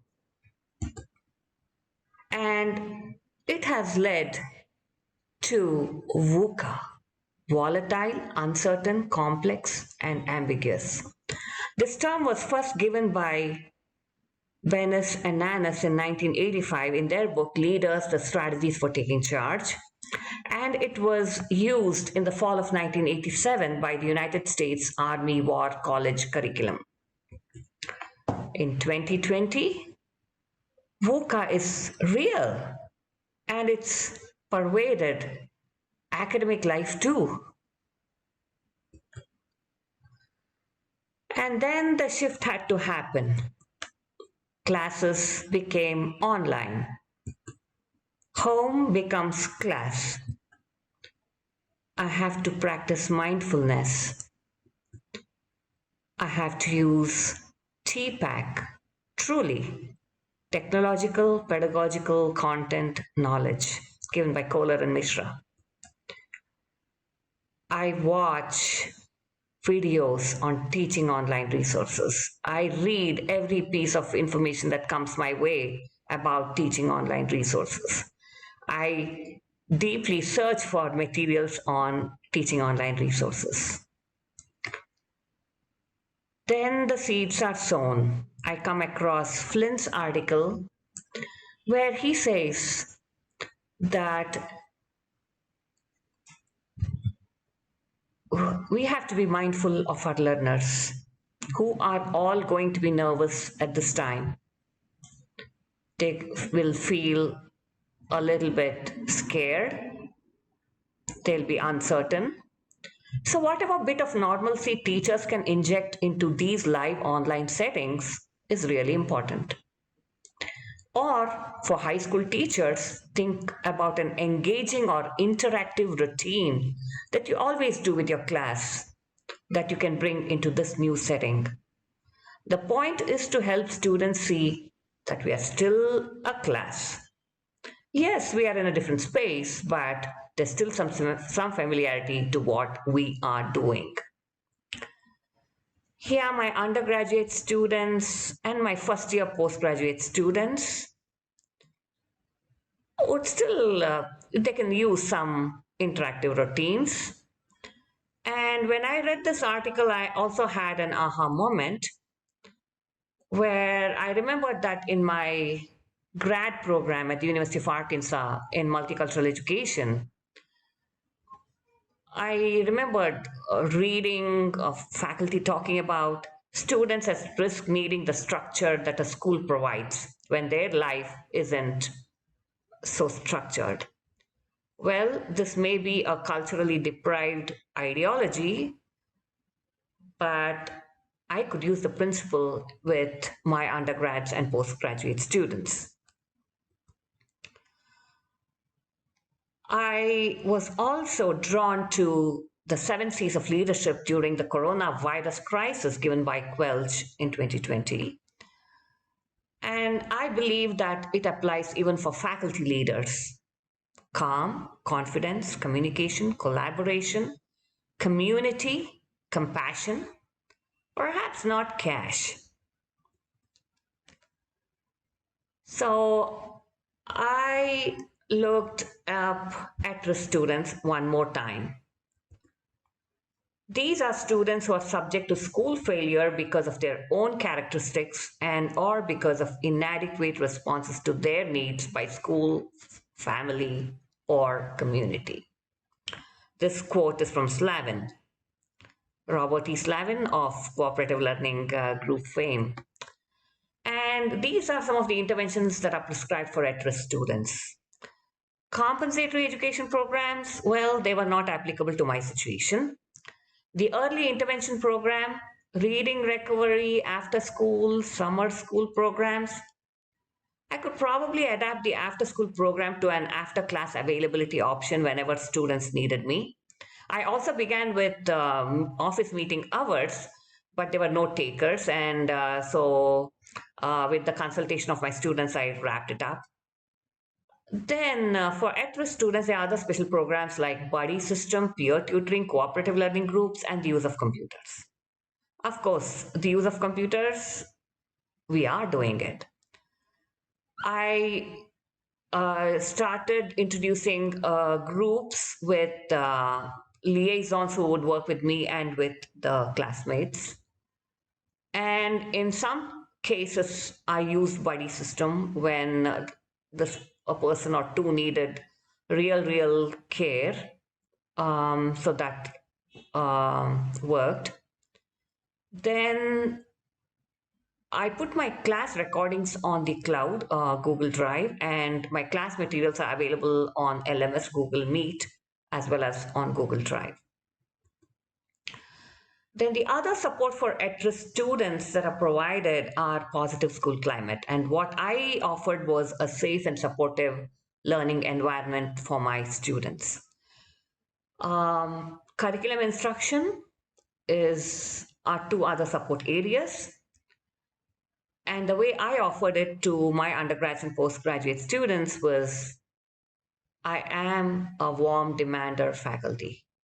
I use critical perspectives in teaching both sociological perspectives of education as well as foundations of multilingual and multicultural education.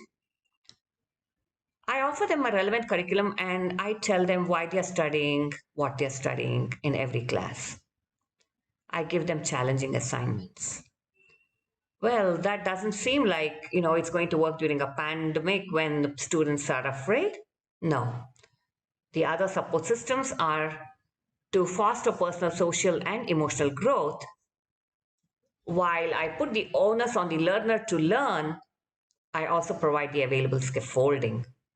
My curriculum is structured, I have class routines, and I use what are called online learning support roles. I'll discuss these on the following slides. I build structure into the course by a pre-class welcome email. I got my course plan implementation ready from class 1.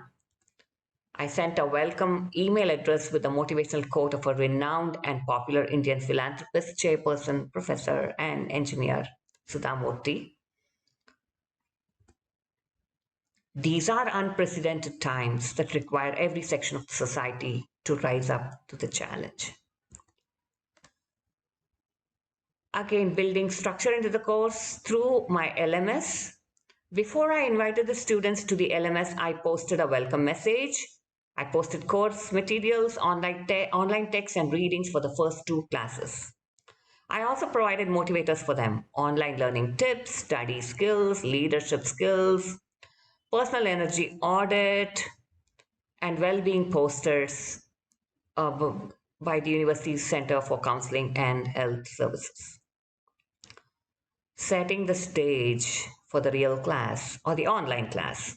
I had a welcome presentation. I presented my course plan and course schedule, which were detailed for every class with the readings.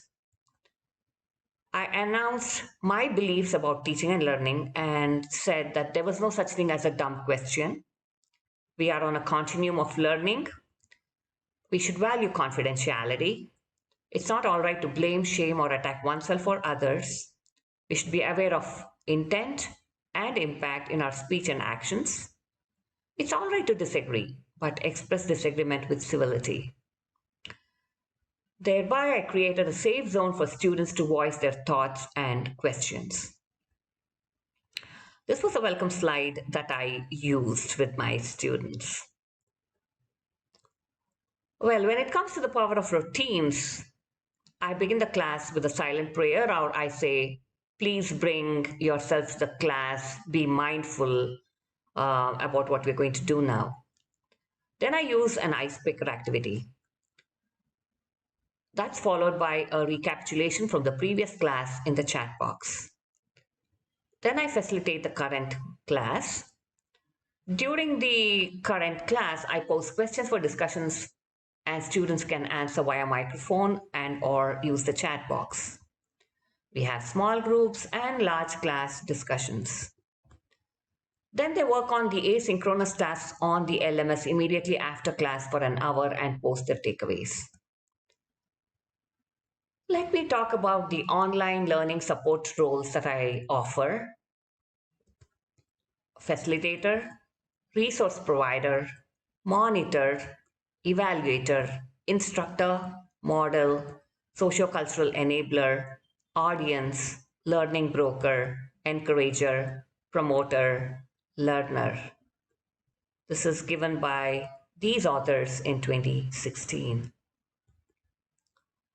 In my class discourse, I also use dialogic interaction. And some of the dialogic interactions come under these categories. Reciprocal, teachers and students listen to each other, share ideas, and consider alternative viewpoints. Supportive, students articulate their ideas freely without fear of embarrassment over wrong answers.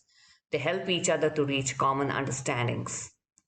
Cumulative, teachers and students build on their own and each other's ideas and chain them into coherent lines of thinking and inquiry. Now, the icebreaker activity, which is the crowning glory. I employed it on the premises of, in online settings, icebreakers leverage technology to connect all members of an online course across physical distances. Emotional engagement reflects the degree to which a learner is emotionally invested and motivated to maintain and sustain attention and put in effort. It is the fuel for learning and what propels learners forward. The purposes of using the icebreaker activity, I want my students to feel connected with me and their fellow classmates. And I want to enhance the motivation to learn. I begin with a simple question. And then, of course, it begins at the beginning of the class. And I borrowed these ideas from the University of Waterloo. Some of the examples of the icebreaker activity I've used. What am I grateful for today? A flower that I would like to be. A tip you're practicing after attending the medical officer's session. An adjective that describes how you feel and combine it with what you last ate. A metaphor to express how I feel. To any classmate, what are you thankful for? I used a feedback, I collected feedback on the activity of using icebreakers in a class. And this is the percentage that I have received for the yeses and the nos. I asked them whether my icebreakers create a welcoming and inclusive learning environment for them. 62 said overwhelmingly yes. One said no, and one said sometimes. Some of the open-ended responses, yes, especially in the current situation where we are facing a global crisis, an icebreaker helps to lighten the mind and be grateful about one positive thing that happened. Whatever the icebreaker question may be, we are asked to mention it in a positive way. I like that. It's helpful for me.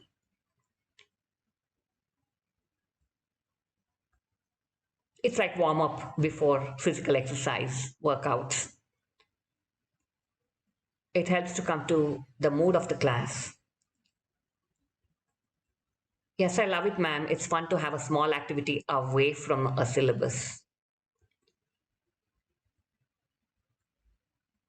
It breaks the monotony and makes the class interesting, removes the stiffness of learning.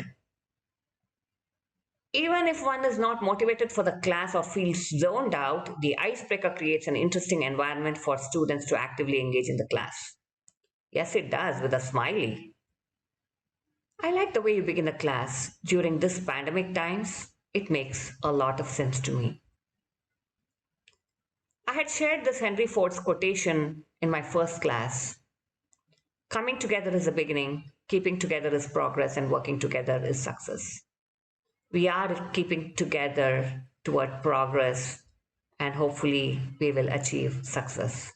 Thank you very much.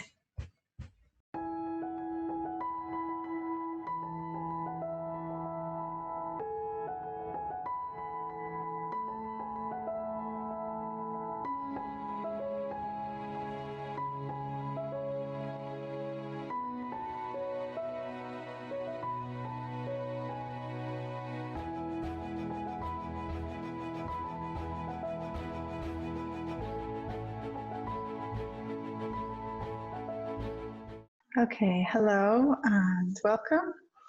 I'd like to start by thanking the University of Cincinnati International for organizing this virtual mini conference on best practices for innovative teaching and engaging students during the COVID-19 pandemic, and for allowing me the opportunity to participate.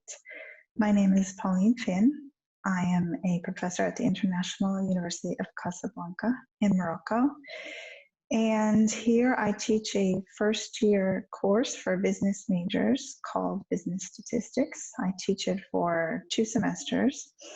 And I'm excited to share with you today my experience of taking this business statistics course that I taught last spring online.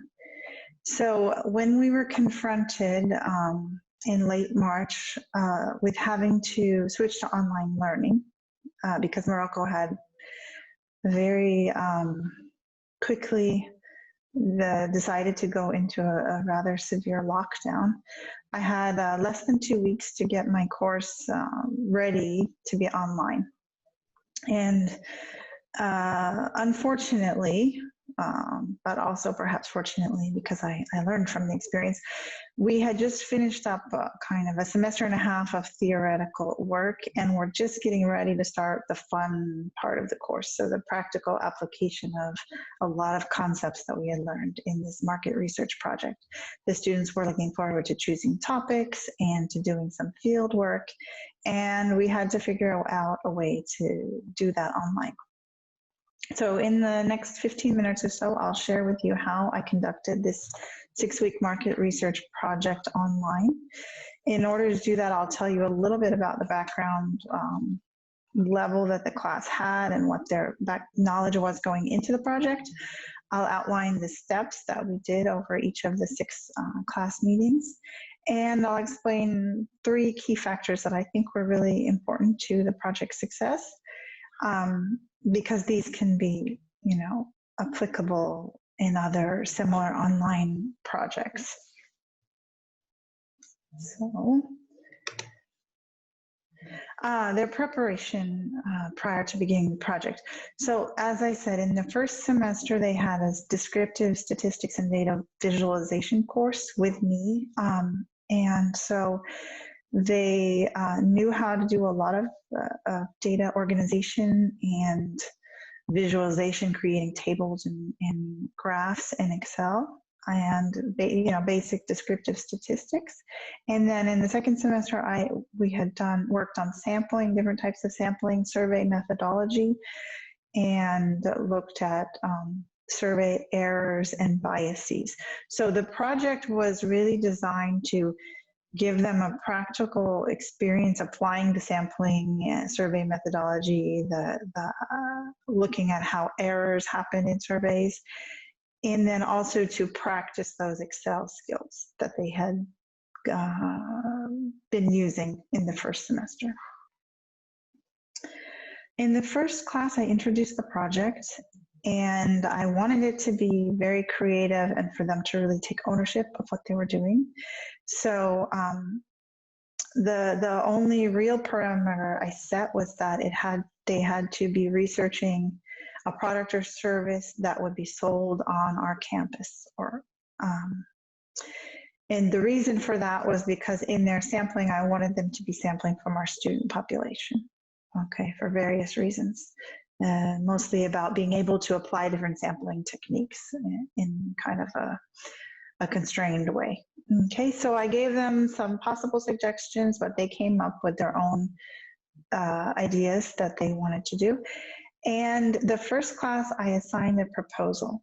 And the purpose of this proposal was to make them, number one, to hone in on a topic, to make sure that they had thought through it really clearly as to how they were going to go about it. And I wanted them to make the connections between the theoretical concepts and the practical application of them. So to think about, for example, question number 2, who is your target consumer or user? And how does that relate to question number 4, what's your population frame? Because these need to be aligned, okay? And then I wanted them to think about moving from ideal conditions. In the perfect world, what would be the best way to sample from your population? And they may say, well, a simple random sample, we'll do a simple random sample. That's lovely, but is it realistic to sample in this way? Given that everyone is at home, you have no way to draw, or it would be difficult because we don't have a contact list of every student. So, given the information that we do have, how can you do the sampling? If there's any specific questions about the sampling, I could maybe answer that later, because it's a little, I don't have enough time to explain it, how we did it right now. Okay, but anyway, the proposal checklist was there to guide them and keep them on track. As basically every week, you'll see I gave them documents to guide checklists and things, so that they knew exactly what they needed to do between the end of that class and the next class's meeting. Okay, so they sent me their proposals before the following class. I gave them written feedback as soon as I could, so that, by the time the next class started, they were ready to move on. They had, fixed things in the proposal and they were ready to move on. So the next step we started was writing the survey. And I went over basically general outline of how to write a good survey. We talked about what demographic data is, why you need to collect it, quantitative versus qualitative data, which might be more useful to them, and how they needed to be careful in phrasing their questions, because that would determine which type of data they got. Certain mistakes to avoid. We went over the concept of a pilot test and why researchers do pilot tests, and I assigned them each to draft a survey and do a pilot test among their own classmates. So that after that second class, they had a to-do list. This is an example. I gave these for every week of a to-do list that they had, so that they knew, they could keep on track. This was a big project, and I knew that they would need some scaffolding to avoid it being left to the end, or to avoid them just throwing something together, doing it sloppily, and me being left with some final reports that were not interesting to read, and I didn't really reflect what they were capable of. I knew that with scaffolding they could do well with this. So that's what the purpose of the to-do list was, and as you can see, it kind of walked them through the steps of writing that first draft, revising it, conducting a small pilot study. In the third class, the third and all the rest of the classes, actually, I conduct as what I call a workshop, which is where students would basically, it was a check-in. They had to show me what they were doing, where they were in their progress. So at this point, they shared their screens, they showed me their surveys, the draft of them. We discussed a lot about possible error or biases that might be introduced into their surveys because of the way questions were being phrased. And we had an interesting discussion of how the multilingual environment in Morocco, which uses primarily French and Arabic, would be, how that could affect our data if we chose to only do our surveys in English. Because my students were in an English-speaking program, but they would necessarily be excluding a large number of our proportion of our population if they limited their surveys only to English. So that was a very good way for them to kind of see this idea of error or bias being introduced into their survey due to language. And they were able to come to the conclusion that a way they could deal with that problem would be to offer the surveys in other languages as well. Okay. We discussed the sampling method. I wanted them really to think about what they had learned about sampling and figure out what they could apply in the situation. And most of them did some sort of stratified cluster sample. Okay, but that needed some guidance getting to that point. And again, I provided a to-do list at the end of the class. And here is an example of a checklist.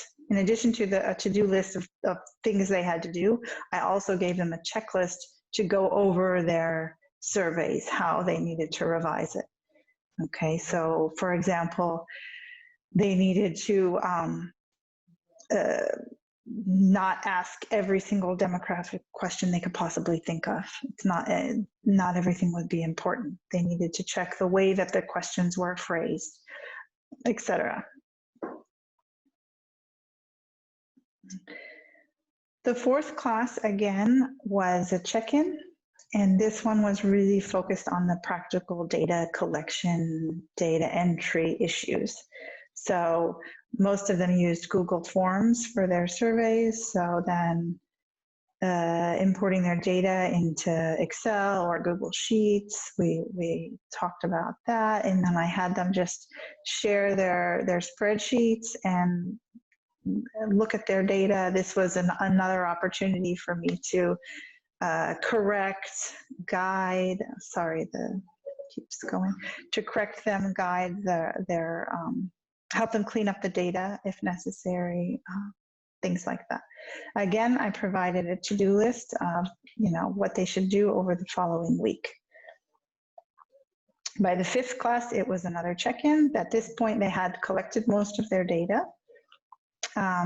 We needed to really look carefully at the relationship between the variables that we were wanting to use in our analysis and the data that had been collected.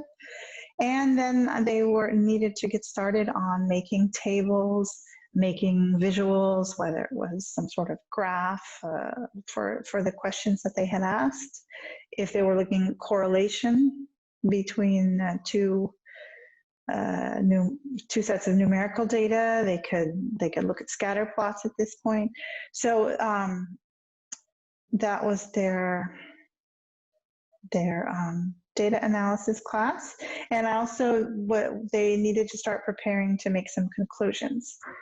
The sixth class was the final class dedicated to this project. And I say it was the project presentations, but these were not final polished presentations. In this sixth class, it was almost like the final summary check-in. They did show me their initial findings, and I asked them to create a PowerPoint presentation and show me some of their graphs and their tables and their preliminary conclusions. Okay, but this was another opportunity for me to check in with them, make sure that their work was statistically sound, make sure there weren't any glaring errors, and just, again, make sure everyone was on track, because at this point I gave them a template to use to write their final written report. I wanted it to be a market research style report, so to have an executive summary, introduction, method, findings, conclusions, recommendations, those sections in their report, and then they had 2 weeks to work on that. So it was a fast timeline to get everything done, but I think what made this project successful in the online format was having these clear written instructions that I've shown you some of, the checklists, the to-do list, so that never at any point were they overwhelmed and not knowing what needed to be done. Okay, that's the first thing. In addition, the weekly check-ins were very helpful, because then if a student was getting behind, I had a chance to kind of pull them along, get them up to speed. I could correct things like, obvious problems that were coming up especially like with sampling. They were just, thinking they were doing some type of sampling, and that's not at all what they were doing in reality, so I could get them on track at that point. So the check-ins were good. They allowed an opportunity for the oral feedback, but also I gave as much written feedback as I could. Whenever I had, something they needed to send me, I would give them written feedback as well. So it was an enjoyable project. I loved reading their final reports. They were really well done. Some of them were ready to present to decision makers. I mean, they were very, very well done.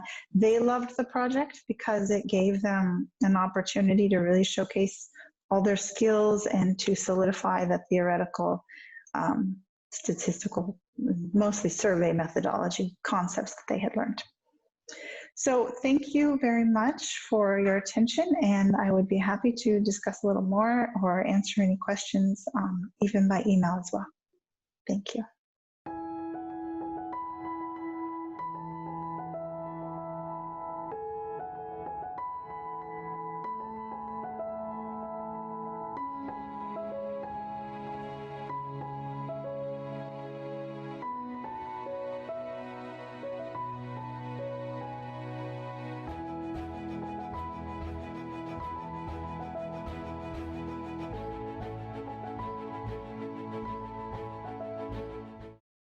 Hello, everyone, and welcome to the University of Cincinnati virtual conference on best practices for innovative teaching and engaging students during the COVID-19 pandemic. My name is Neil Chowdhury with the University of Cincinnati. I'm here with my colleague, Toby Rodrigue, and we co-teach a seminar between UC and the University of Quebec en Montreal on social entrepreneurship. So we're going to talk to you a little bit about how we have moved our course into a virtual format. So we're going to talk about what we did traditionally, how we've moved into the new online format, and then where do we go from here, the scalability of this new virtual format. Toby, go ahead and talk about what we've done traditionally with this program. Thank you, Neil. So first off, it's important to really explain where this course comes from and how it was built. So the first element is how practice was really the key kind of component of this course rather than theory. So we're talking about a course around concrete reality, so practice versus abstract theory. And all of this is based around the entrepreneurial learning model. So we bring students to think as social entrepreneurs and to actually be social entrepreneurs and actually develop business ideas and then develop a business plan as teams, and then everything that goes into business plans. So think about marketing and operations and human resources and finances. So all of these elements, our students touch on these as social entrepreneurs as they are developing a business plan. And then the second big component of this practical course is global issues. So this course is built around, what is relevant in terms of contemporary reality to our students. Okay, so what is going on in the world? So we're thinking about more of a student-centric than a market-centric pedagogy, right? So we're talking about what is important to the students, what is relevant to them. And then we see some of the global challenges come year after year. So the main ones are really health, education, poverty, and one of the most important one for our students is the environment. So then we tell them, so these are the issues, but as social entrepreneurs, how can we solve them? So it really engages them in the process and the learning experience. So this really answers the question of how do we get and then keep students engaged, but this is in a traditional context, right? Because this course emerged about 20 years ago from the work of Professors Raj Mehta from UC and Professor Constantine Polychroniou from UC as well. And then on the UQAM side, it's really Professor Jocelyn Desroches who kind of drove this project from start. So all of this course was built around interdisciplinary and intercultural learning experiences. And what makes this course very strong, again, is the complementary of faculty members. So there are a diversity of backgrounds that we bring to the table. So we have political science, marketing management, cross-cultural expertise. We have corporate expertise, entrepreneurial know-how, and social entrepreneurship knowledge and understanding. So all of this comes together in a very practical learning environment for students. So that was all before COVID, right? So how did we adapt to the pandemic last spring? Neil is really going to go in details on that. Thanks, Toby. So when we realized that fall travel wasn't happening, we had to either cancel the class or try a virtual experience. And so we decided to go with the virtual experience. And of course, like any experience, the virtual format presented unique challenges and opportunities. So the first challenge was the platform, and this was more challenging than we initially thought. Each university has contracts and preferences for platform providers, so we had to navigate that. In the end, we went with Microsoft Teams. Teams is easy to use. It's pretty intuitive. It allows multiple channels and breakout rooms. It provides one central place for us to upload our shared files that students can access in the middle of the class. Now, there are some challenges with the platform. You know, it can be really slow at times. There are some bugs that need to be worked out with it. But overall, we need to remember that probably this is going to be a temporary issue. The cat's out of the bag now. More and more programs are moving to a virtual experience, and so better platforms will come along.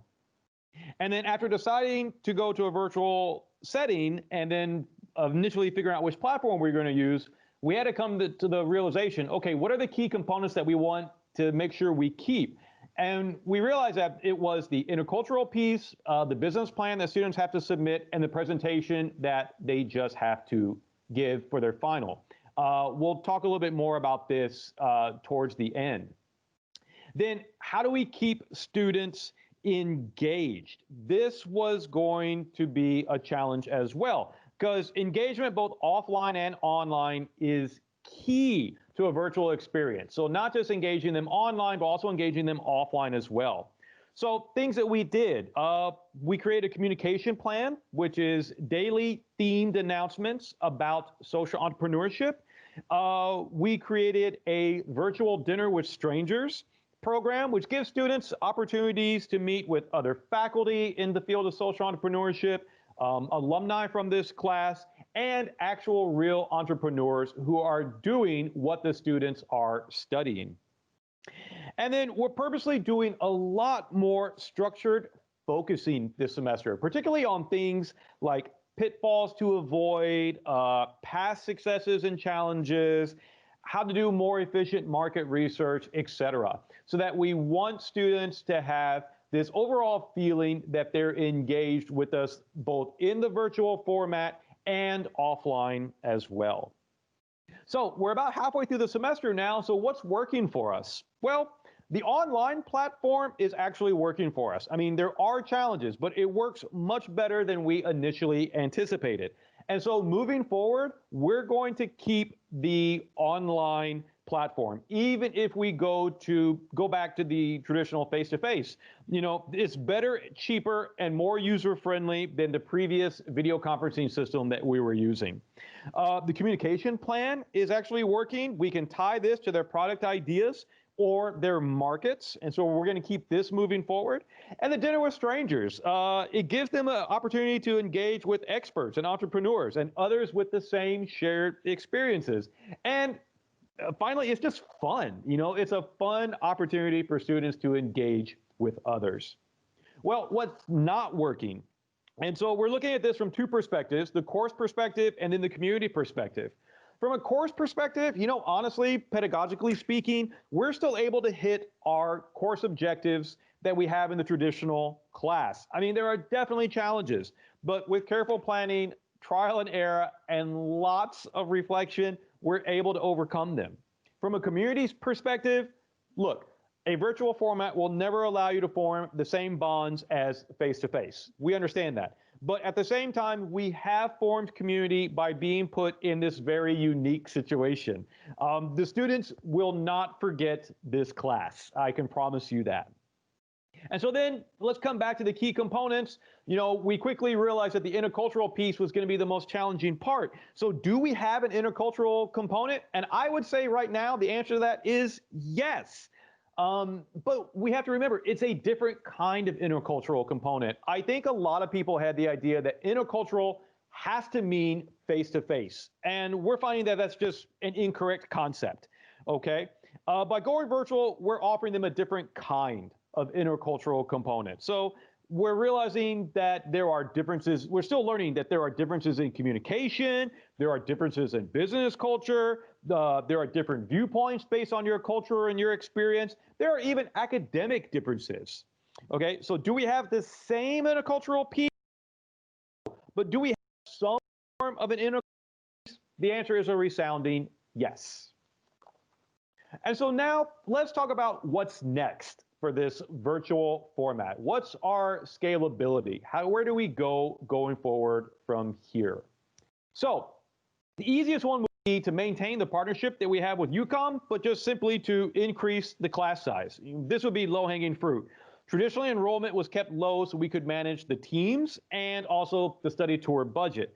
But if the study tour budget is no longer a concern, then could we increase the class size? We probably think we could.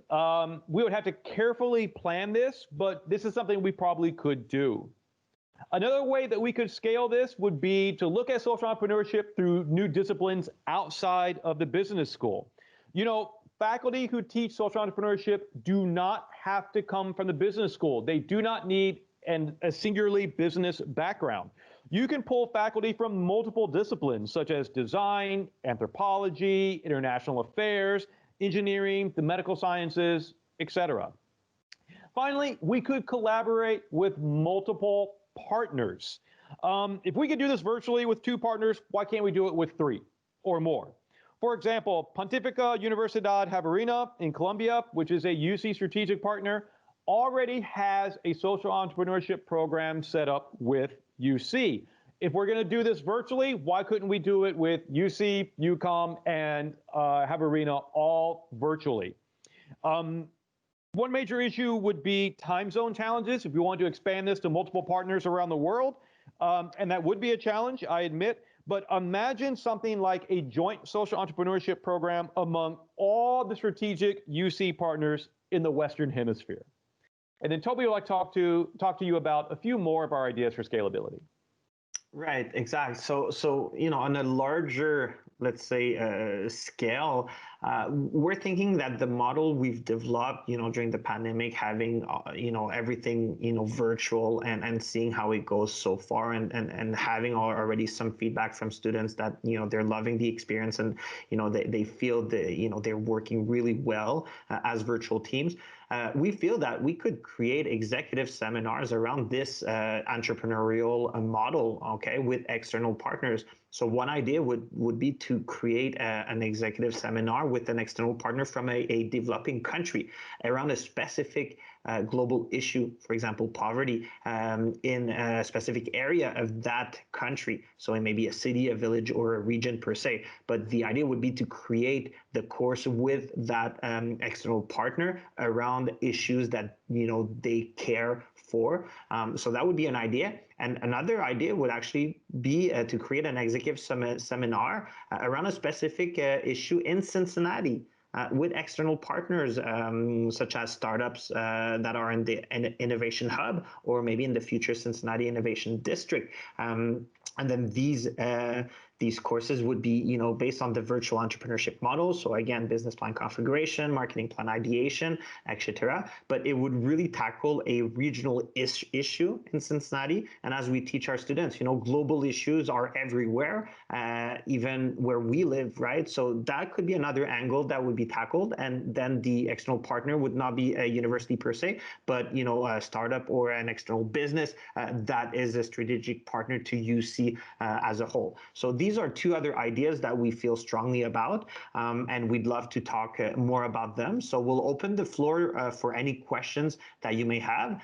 Thank you for your time. And if ever you want to reach out, we have our emails there, and it will be a pleasure for us to continue discussing on this topic. Thank you very much. Thank you for your time.